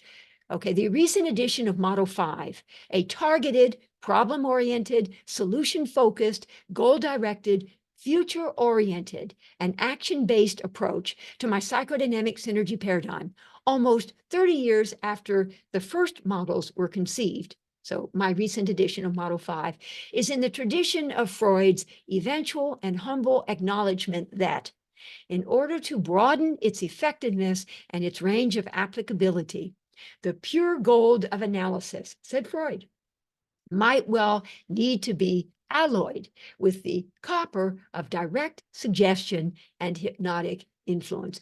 Good for Freud. He pivoted from being a kind of rigidly, it's all inside, or awareness, to sort of like, well, maybe a little bit of direct suggestion, a little bit of hypnotic influence, and good for him. From rigidity, psychological rigidity, to psychological flexibility. 5 birds of Egyptian mythology. Use your imagination to flip the drawing so that 4 of the birds will be looking backward and the 5th bird will be looking forward. But anyway, the 5 birds of Egyptian mythology. So whereas the psychoanalytically informed models 1 to 4, this is interesting when I really kind of put this together. Focus on the relationship between past and present. The more goal-directed model 5 focuses on the relationship between present and future. Whereas models 1 to 4 require that the patient take ownership of her past, model 5 requires that the patient take ownership of her future. Whereas models 1 to 4 are about looking back and remembering so that old bad will not be recreated in the present, model 5 is about looking ahead and envisioning so that new good can be created for the future. When you're always looking back, you can't see what's coming. That's a 2020 Kia SUV ad. All right, paraphrasing only slightly the words of the psychologist and coach, Carol Kaufman. As a psychodynamic therapist, said she, I follow the trail of tears to healing. As a coach, I follow the trail of dreams to actualization. Similarly, models 1 to 4 strive to facilitate, often by way of grieving, in-depth healing of emotional injuries and relational scars deriving from the past, whereas model 5 aims to facilitate focused action specifically designed to actualize potential and realize dreams. Whereas models 1 to 4 are in the tradition of understanding our history as our destiny, which we're condemned to repeat unless we can remember it and work it through. Model 5 focuses on our destiny as our choice, which is probably why a lot of us everybody resonates with the Viktor Frankl quote that isn't really Viktor Frankl's, but whatever, the Viktor Frankl quote, that there's the choice between the stressor and what follows. So model 5 focuses on our destiny as our choice, which is ours to create if we can but take embodied ownership of our need to change, can release ourselves from the old, outdated, disempowering, distorted, maladaptive narratives that have energetically entangled us with our past, and can commit to constructing for ourselves new, updated, more empowering, more reality-based, more adaptive narratives or emotional learnings or core beliefs going forward. A paraphrase of Eleanor Roosevelt. The future belongs to those who believe in the beauty of their dreams and have the courage to pursue them. One of the words that I've just become so enamored of, whatever, is courage and the importance of courage. So co-creation is a very important word in my lexicon, as is courage, as is compassion, as is generosity. We don't talk a lot about that, but generosity. Anyway, that's not what I'm talking about in a moment. All right. So our history as our destiny, models 1 to 4, model 5, our destiny as our choice. Okay, here's a quick one. Consider the case of a patient who resists venturing into new social situations for fear of being shamed. This is a brief little vignette, so there we go. The psychoanalytically informed approaches, models 1 to 4, would focus on first exploring the historical roots, the genetic underpinnings of the patient's irrational fear. She resists venturing into new social situations for fear of being shamed. She hasn't gotten there yet, but her fear is that she will be shamed, and so she resists venturing into these new situations. So first, models 1 to 4 focus on first exploring the historical roots of the patient's irrational fear, and on then gradually working through, quite possibly within the context of the transference, the parental errors of omission, as I call it, in the form of deprivation and neglect. That's the absence of good that I talk about as being important for model 2. And the parental errors of commission in the form of trauma and abuse.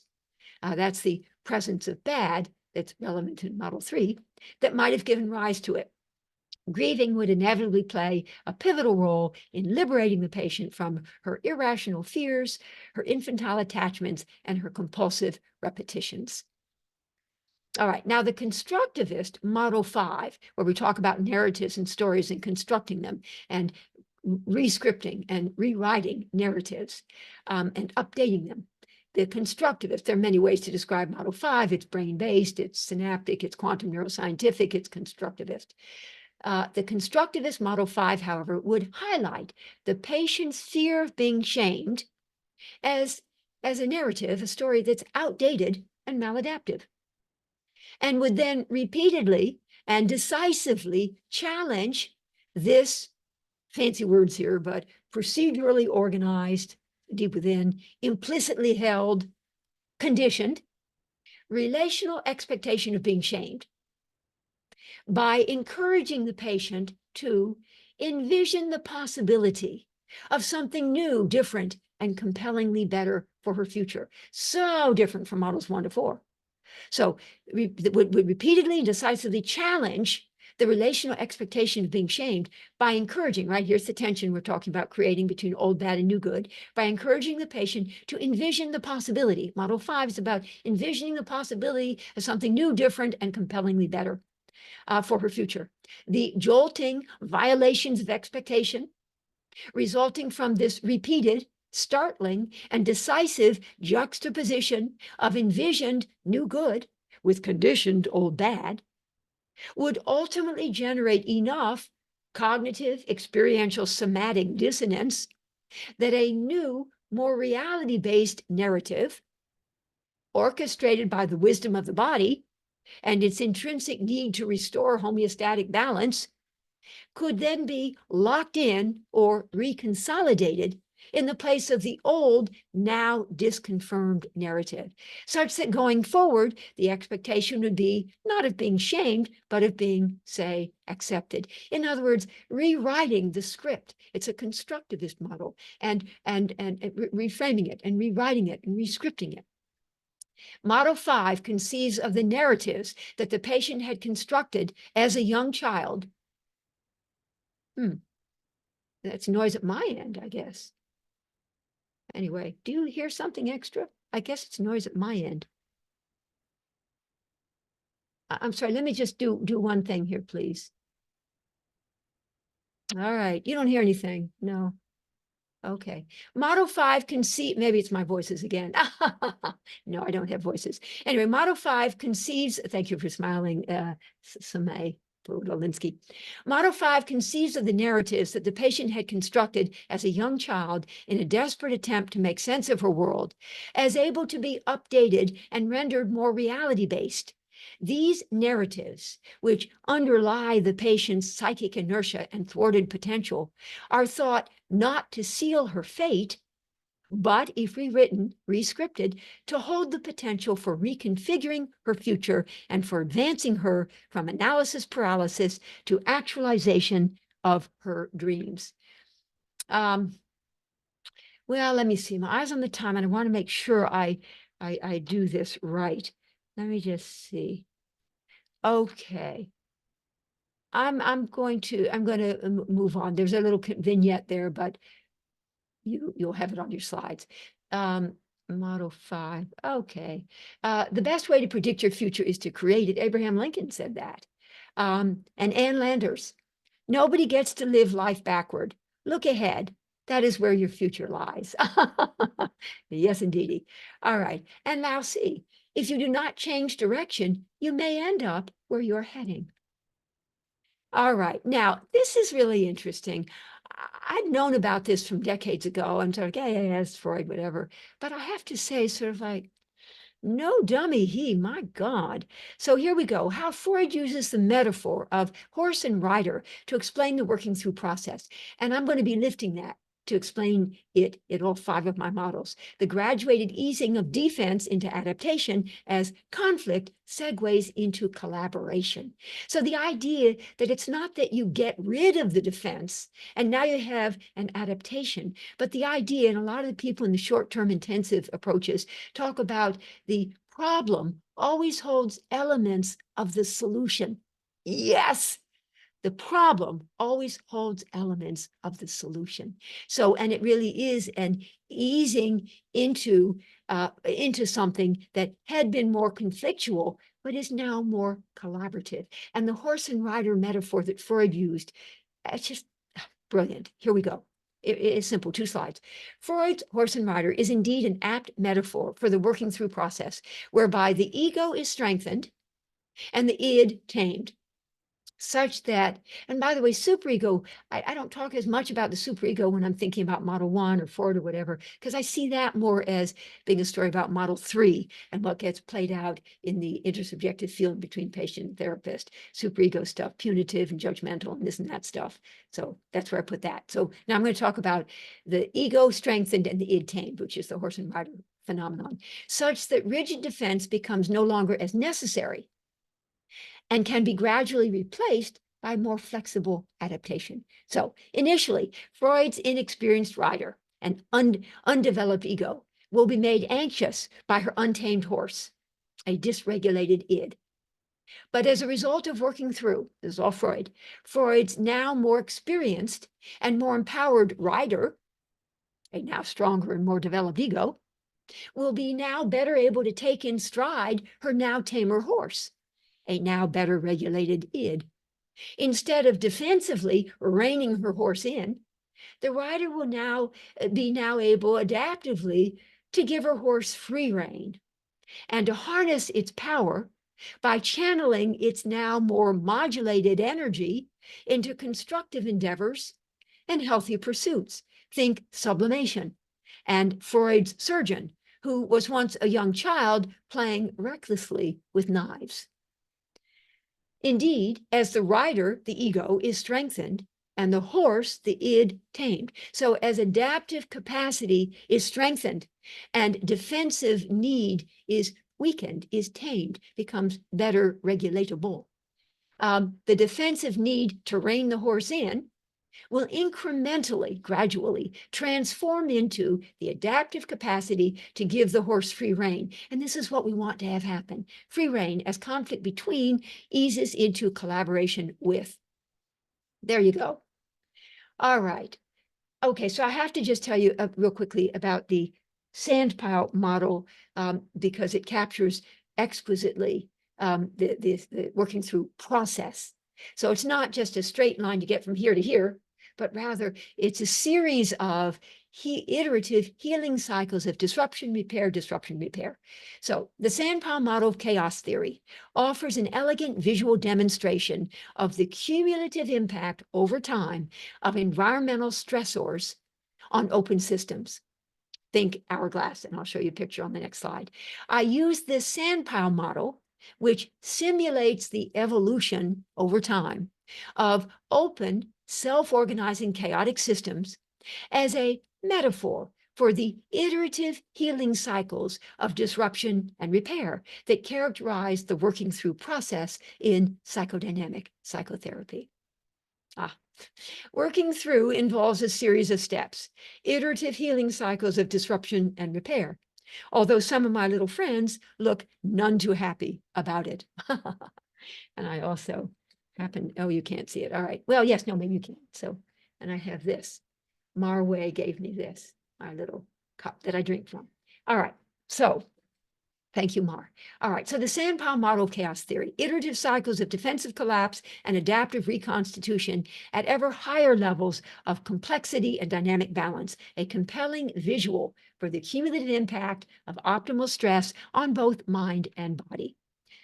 Both the sandpile model and the working through process feature pattern emergent properties over time of iterative cycles of destabilization, a defensive reaction to the challenge, and restabilization, an adaptive response to the support. So defensive destabilization, adaptive restabilization, as these chaotic systems evolve to ever more richly textured layers of resilience, complexity, integration, and dynamic balance, not just in spite of environmental stressors, but by way of those stressors. Amazingly enough, the grains of sand, think about the grains, the environmental stressors in the form of our interventions, being steadily added to the gradually evolving sand palm. You saw that image earlier, much like the optimally stressful interventions that we offer our patients, are the occasion for both disruption and repair. Not only do the grains of sand, our interventions, periodically precipitate partial collapses of the sand pile, destabilization of the patient's defenses described as minor avalanches in chaos theory, but they also become the means by which the sand pile, the patient's infrastructure, will then be able to build itself back up. So these growth incentivizing, optimally stressful mismatch experiences, these interventions that we offer, are going to be the means by which, not just in spite of, but by way of these, that the sand pile, the patient's psychic structure, the infrastructure, will be able to build itself back up, its structural integrity reinforced, each time at a more resilient level of homeostasis. The system, the patient will therefore be able not only to manage the impact of the stressful input, but also to benefit from that impact, which is why we want the patient to have to struggle with stuff, to get angry sometimes, to be disappointed, to be all sorts of stuff. And then we help them together. We work through their upset, and they then evolve. Cycles of evolve to ever higher levels, ever more evolved, ever more whatever levels of balance and resilience and adaptive capacity. Not so from defensive collapse to adaptive reconsolidation at ever more robust levels, stronger at the broken places, right? The irregularities in the sand pile, much like the scars we bear, poignant reminders of the minor collapses or injuries we have all sustained over time, but ultimately triumphantly overcome. Okay, which is why the well-known Japanese adage, fall down 7 times, stand up 8, although inspirational, does not do full justice by evolutionary processes. Probably more appropriate would be, fall down 7 times, work it through, stand up ever more triumphantly 8. Without order, nothing can exist. Without chaos, nothing can evolve. Thank you, Oscar Wilde. Okay, forget about that one. Okay. Just when the caterpillar thought the world was over, she became a butterfly. All right, so what do we have here? Let me just check my sheet. Okay. All right, so in essence, that's a mismatch experience, a kind of visual for you to keep in mind what that would be. Mismatch experiences are also strategically designed to generate internal tension and to cultivate dual awareness.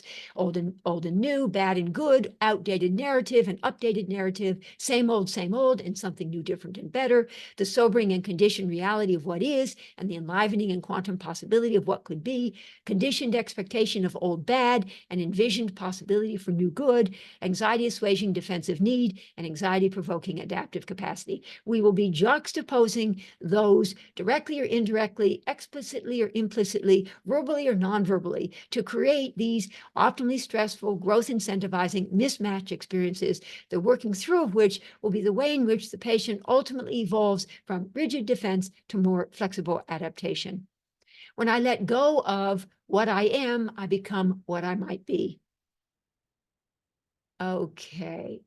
All right. Okay. So this slide, my eyes on the time, this slide feels sort of important to me. So what exactly prompts the patient ultimately to relinquish her attachment to the defense? There are many ways to describe that, but more particularly, I want to highlight the fact that states of disequilibrium within the body from an evolutionary standpoint cannot be tolerated for extended periods of time. More, the body will be forced to adapt. More specifically, the wisdom of the body, thank you, Walter Buchanan, is such that it will reflexively self-correct, self-right to resolve the internal tension that has been generated by the recurring experiences of discomforting mismatch, so that homeostasis can once again be restored. Keeping in mind the sandpile model of chaos theory, fortunately, each iteration of the working through process will involve restabilization at ever more evolved levels, ever healthier levels, ever more flexible levels of adaptive capacity, ever more resilience, by virtue of the growth promoting synergy, of that word synergy, between the therapist's external support. So environmental provision by the therapist enables the patient to do something that without the therapy, without the relationship, the healing power of it, the patient might not otherwise have been able to do. So it's the growth promoting synergy between the therapist's external support and the patient's internal resourcefulness. I believe profoundly in the adaptive capacity that we all have, even if we lost all of our parents, or both of them, when we were very young. We don't have legs, we were in the war, we lost this, whatever we might have, the body, the wisdom of the body, and we have an innate striving towards health, an intrinsic ability to adapt to optimal stress, and ever-evolving underlying resilience. I believe in that profoundly. All right. And I hadn't even realized until today when I was taking a little nap. I like to take my little nap so I can stay up very late and get up very early. But anyway, when I was taking my little nap, before I fell asleep, and I was thinking about tonight for me, in the morning for you, how brilliant Salman Akhtar's two concepts here were. And I'll say it again. I hinted at it earlier, but I want to say it again now. With the therapist's finger, so how are you moment by moment with the patient? With the therapist's finger ever on the pulse of the level of the patient's anxiety, the pulse, we were taught to the pulse here, and capacity to tolerate further challenge. Whenever possible, the therapist will therefore alternately and repeatedly, directly or indirectly, explicitly or implicitly, first challenge, well, it doesn't have to be first and then, but so alternating, challenge the defense by directing the patient's attention to where the therapist would want the patient to go, namely to a healthy, albeit anxiety-provoking place. And so Salman Akhtar calls that disruptive attunement. It's still attuned, but it's disruptive. It'll provoke a disruption, which is what we're talking about in all of this. And you juxtapose that with then support the defense, says Salman Akhtar, by resonating empathically with where the patient is, namely at a less healthy, albeit anxiety-assuaging place, which he calls homeostatic attunement. So that in essence, we are juxtaposing the need for homeostatic balance and in the body with disruptions, and then a recovery, and disruptions, and then recovery. And in his two words, disruptive attunement and homeostatic attunement, I mean, really. And I'll give you the example that Salman talks about. It's from a long time ago. It's his example, and you could say it's a little bit sexist, but this is his example, and it demonstrates something very well. So the mommy and the little baby, and she's at home, she's on the couch with the little baby, and she's holding the baby and playing with the little baby, and the little baby is cooing, and she's playing this and peekaboo and this and that with little baby, and it's all good. Homeostatic attunement. She's exactly where the little baby is. Little baby's so happy. She's so happy. It's all good. Homeostatic attunement. The father comes home from work. Anyway, but the father comes home from work. The mother's been at home, I guess, not working. But anyway, the father comes home from work, and he comes in, there's his little baby, and he picks up his little baby, who had been all nice, and the little baby and the mommy. And the father comes in, sees the little baby, picks up the little baby, and takes him up in his arms, and swings the baby up in the air and down, and swings the baby up and down. And the little baby is just cooing with delight and happiness. That's disruptive attunement. So homeostatic attunement is the thing that unites both of them. Homeostatic is being with the patient where they are. Disruptive attunement is directing them to where they weren't, but where you would like them to go. I think it's brilliant. So we're basically ever busy leveraging the patient's anxiety to galvanize transformation and growth. And we do it repeatedly. Wash, rinse, and repeat. Anxiety-provoking challenge, anxiety-assuaging support, and repeat. And I think that's also the way you're supposed to wash your hair. All right. So this is a slide you'd seen before. I don't want to say it again. I don't want to say that either. There's another one. There's that complicated slide. I want to leave times. Here, we've seen this before, the corrective challenges. Out of your vulnerabilities will come your strength. Freud said that. And that's the idea that problems within the problem are elements of the solution. Okay, so in essence, I'm just getting right near the end here. Mostly. In essence, psychodynamic psychotherapy affords the patient both impetus and opportunity, albeit belatedly, to master traumatic relational experiences that had once been overwhelming and therefore defended against, but that can now, by virtue of the synergy between the therapist's loving support and the patient's underlying resilience and innate capacity to adapt to stress, be revisited, re-experienced in an embodied fashion, reprocessed, grieved, and reframed or recontextualized, such that growth-impeding old bad defenses, once necessary for survival, can be gradually transformed into growth-promoting new good adaptations. Indeed, from psychological rigidity to psychological flexibility and stronger at the broken places. And one of my favorite slides, what doesn't kill you makes you stronger. Another, just adorable. I don't know how they got that done, but whatever. And then here's the world breaks everyone, and afterward, many are strong at the broken places. From Ernest Hemingway to Kelly Clarkson, whatever, a recurring theme. The art of precious scars, Kintsukuroi. To repair with gold, the art of repairing pottery with gold or silver lacquer, and understanding that the piece is more beautiful for having been broken, as we all are more beautiful for having had so many cycles of disruption and repair and disruption and repair. So fall down 7 times and then work it through and then stand up 8 times ever more triumphantly.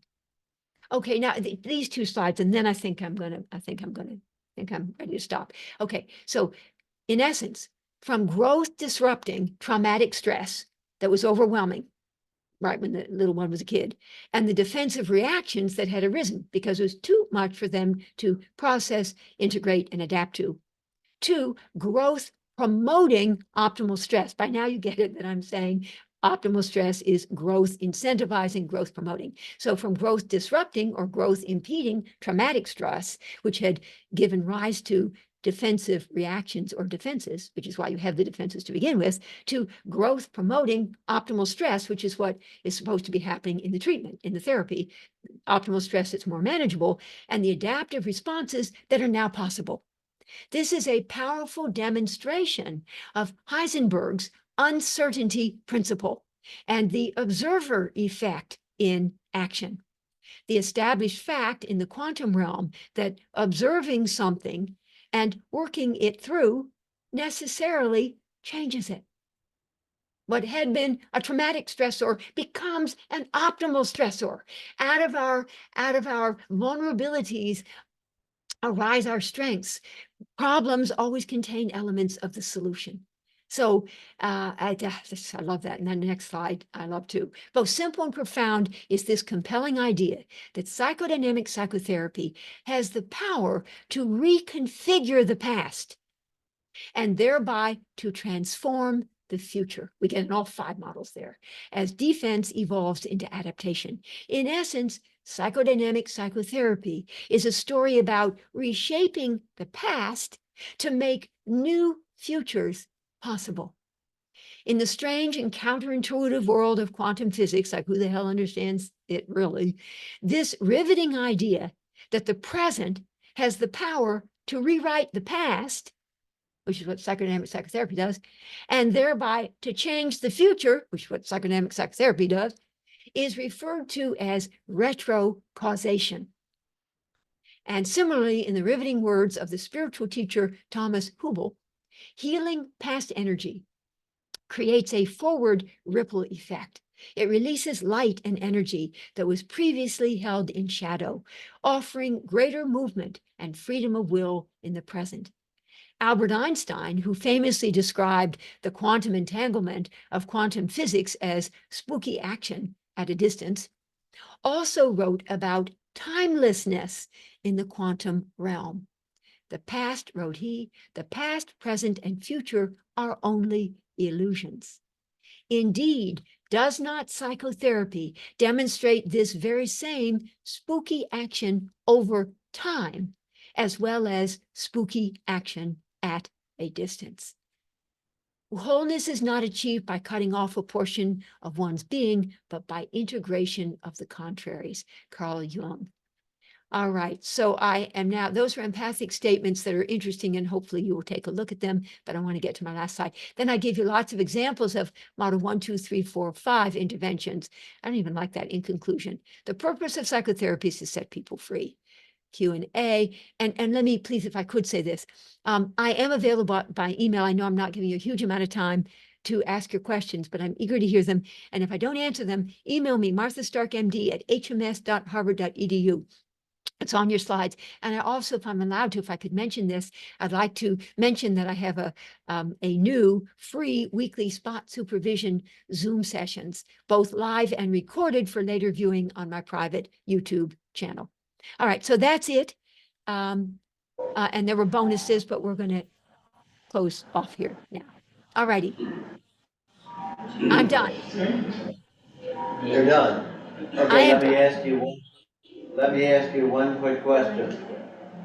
It seems to me that models 1 through 4, ownership of the past, have to really be worked through thoroughly before you move on to number 5. Well, thank you thank you. Thank you for that. I believe that models 1 to 4 are more psychoanalytically informed. They really are broader based and they cover more, is the way I would put it. They're broader based and cover more. Some patients can simply, there's a lot of noise in the background. If people could maybe mute, that would be good. I'd appreciate that. Model 5 is more focused and more intensive, shorter term, and deals more specifically with a particular focus. And some of those model 5 folks, EMDR people, hypnotherapy, they didn't do a whole lot of grieving necessarily, and they didn't do a whole lot of arriving at awareness, acceptance, accountability, and authentic presence. Now, I myself, being sort of trained in the more classical, traditional, whatever, I sort of feel, well, yeah, yeah, you got to do that if you're really going to get better. But I think the way I settle is it's broader based what models 1 to 4 do. And model 5 is more intensive, but really effective. Very, very. I'll tell you a little example. Again, there's so much noise going on, so I hope we can mute people if we could, please.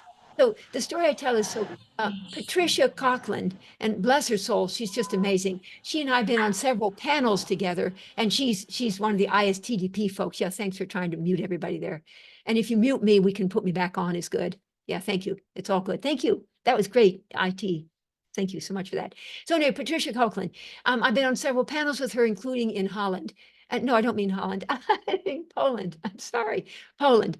And she's amazing. So I was giving this talk. We're on the panel, and I give my talk, and I gave a really good presentation, and everybody applauded, and maybe even they stood. It was good presentation.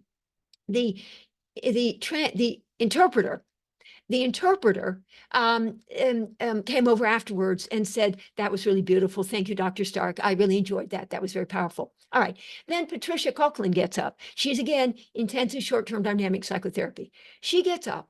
She does her thing, uses an hour and a half. I used an hour and a half. She does her thing. It was incredible.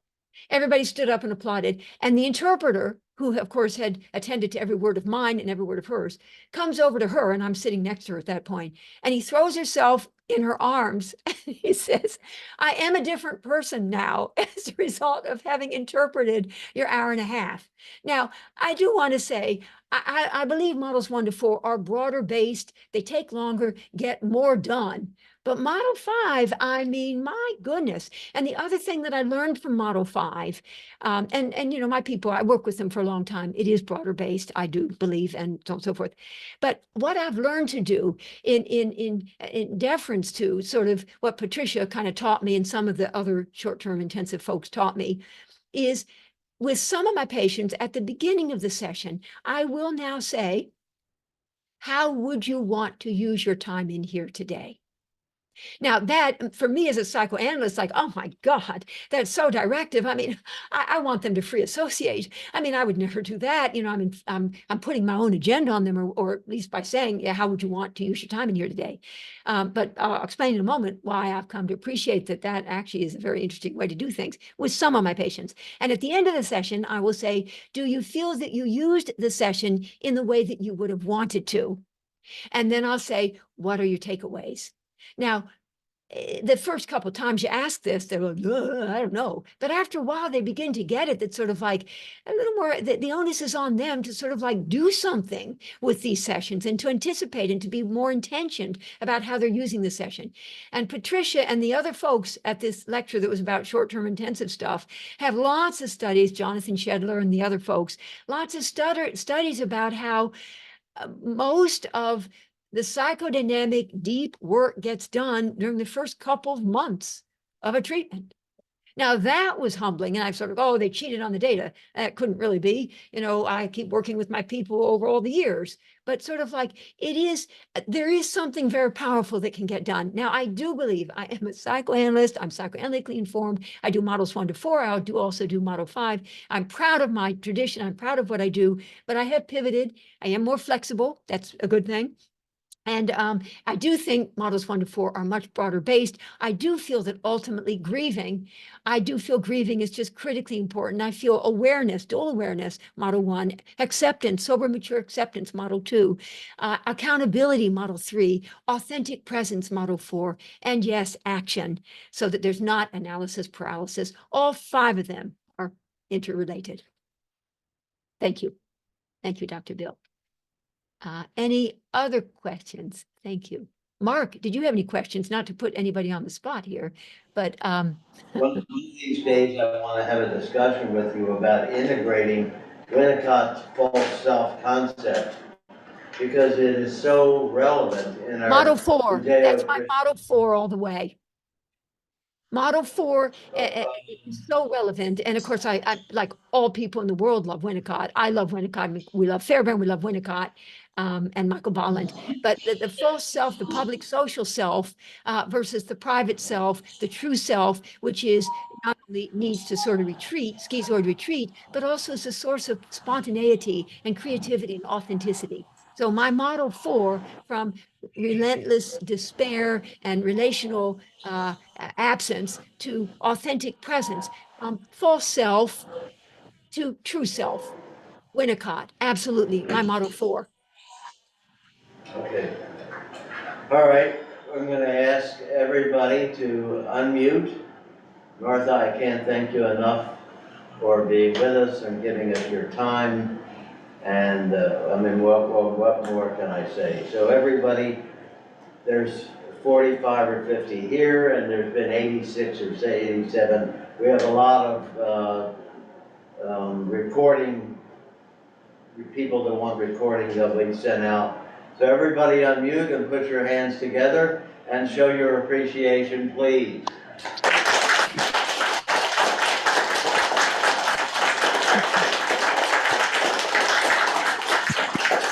And I want to thank all of you for being here. And I mean, my goal at this point in my life is, I mean, my psychodynamic synergy paradigm I've been working on for 50 years, and it's near and dear to my heart. And I'm beginning now. I mean, I had just for decades, I had a really, really full practice, and I've cut back significantly so that I can have more time to devote to teaching and presenting and putting my psychodynamic synergy paradigm out there. So the fact that you all were as receptive as you were, because I could see you responding, means the world to me. And I thank you again, Dr. Bill. You are such a sweetie. And your people, I know they adore you, and you travel halfway around the world, literally, to be there to teach these people in the Asia Graduate School of Theology, Philippines, and to share your wisdom, you who have practiced for these decades, and to share your wisdom, your relational wisdom about Winnicott, Fairbairn, and all the relational folks.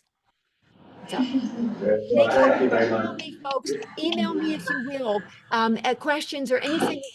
And I'm yours, please. Would you stay on just for a moment? They want to get a group photo, believe it or not. Photos are big in the Philippines. Oh, that's so sweet. Are you taking the picture? Put it on gallery.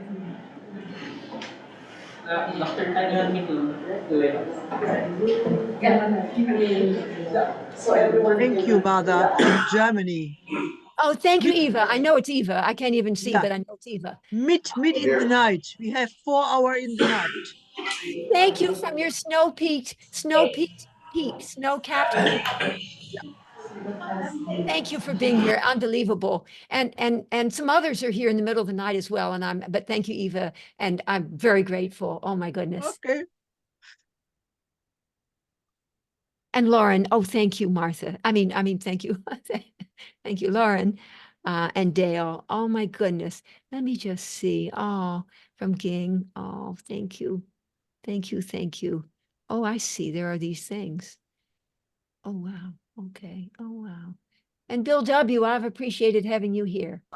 You've been in my direct line of Well, vision, and I appreciate it. And Mark we Good. hope you all. Mark Good, yes. And Mark Good, yes. Do you think you're going to say something, Mark? Because you're unmuted. No, No. I appreciate what you said. I think there's a lot of wisdom.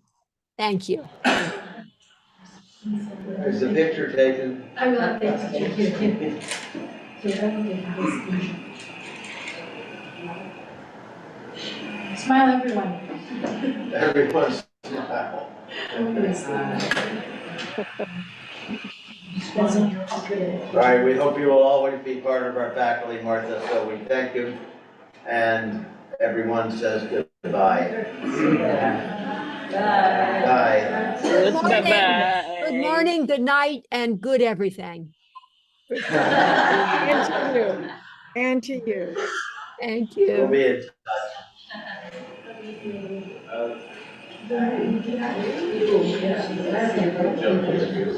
Sharon, nice to see you, Sharon. Thank you. Thank you. Let me just see. I can see some Roxanne, then Ava, there's Ava, right? Christine, Lou, James, DC, Jessica, James, Lou, there is Bonnie, Lou, Sharon, Sylvia, Gail, lovely smile, and Latina, Christine Gail, hello, Gail. Justine, friend of DC's, hello to you. Liz, Lena, whatever. All right. Well, I guess theoretically, Tim, Tim. There's a lot of chats on here and they're all thanking you. Oh, Many of them. 30 or oh, 40 chats already. oh my goodness. Oh, I see. Oh, I see. Oh, that's good. Oh, these are Every lovely. time I see you, you change my life. Oh, thank you. Oh, that's sweet. Uh, You didn't know you had such power, did you? oh, Every yes. time I see you, you change my life. More elaboration on how to use them and looking forward to your spiritual model. All right. Well, I got a little more evolving to do, but I'm going to do that. And Aizwan, thank you so much. I know it's like the middle of whenever for you, and thank you so much. Jacqueline, Jean, thank you. Thank you. So good to hear you. All Liz, right. thank you. And they're the president and vice president of the Naramore Foundation, which makes this program here possible. There they are. They're waiting. So Tim And they're and his wife, I think, and she has a name. Yes. yes, Cindy. Miss The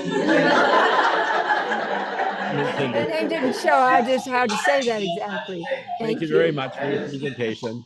I work Thank with you. EMDR a lot, and I love your focus on number 5. It's excellent.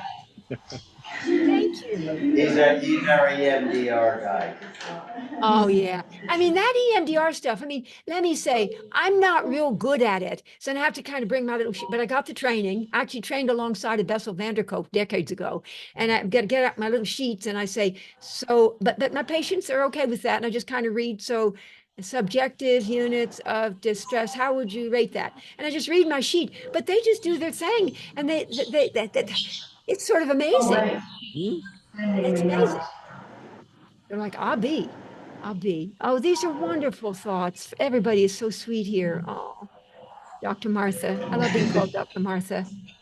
Oh, thank you. Wow. Yeah, Oh, all of them are saying thanks. thank you, Dr. Stark and Dr. Martha. Oh, that's, I love that. Get all the bases covered. Oh, All good. right, thanks again, and Thank we'll you. be seeing you soon. I guess we Thank you. will. Bye. We will. Bye, thank you. All right. I'm going to leave. I'm going to leave. I hate to leave, but I'm going to do it. We're gonna leave first.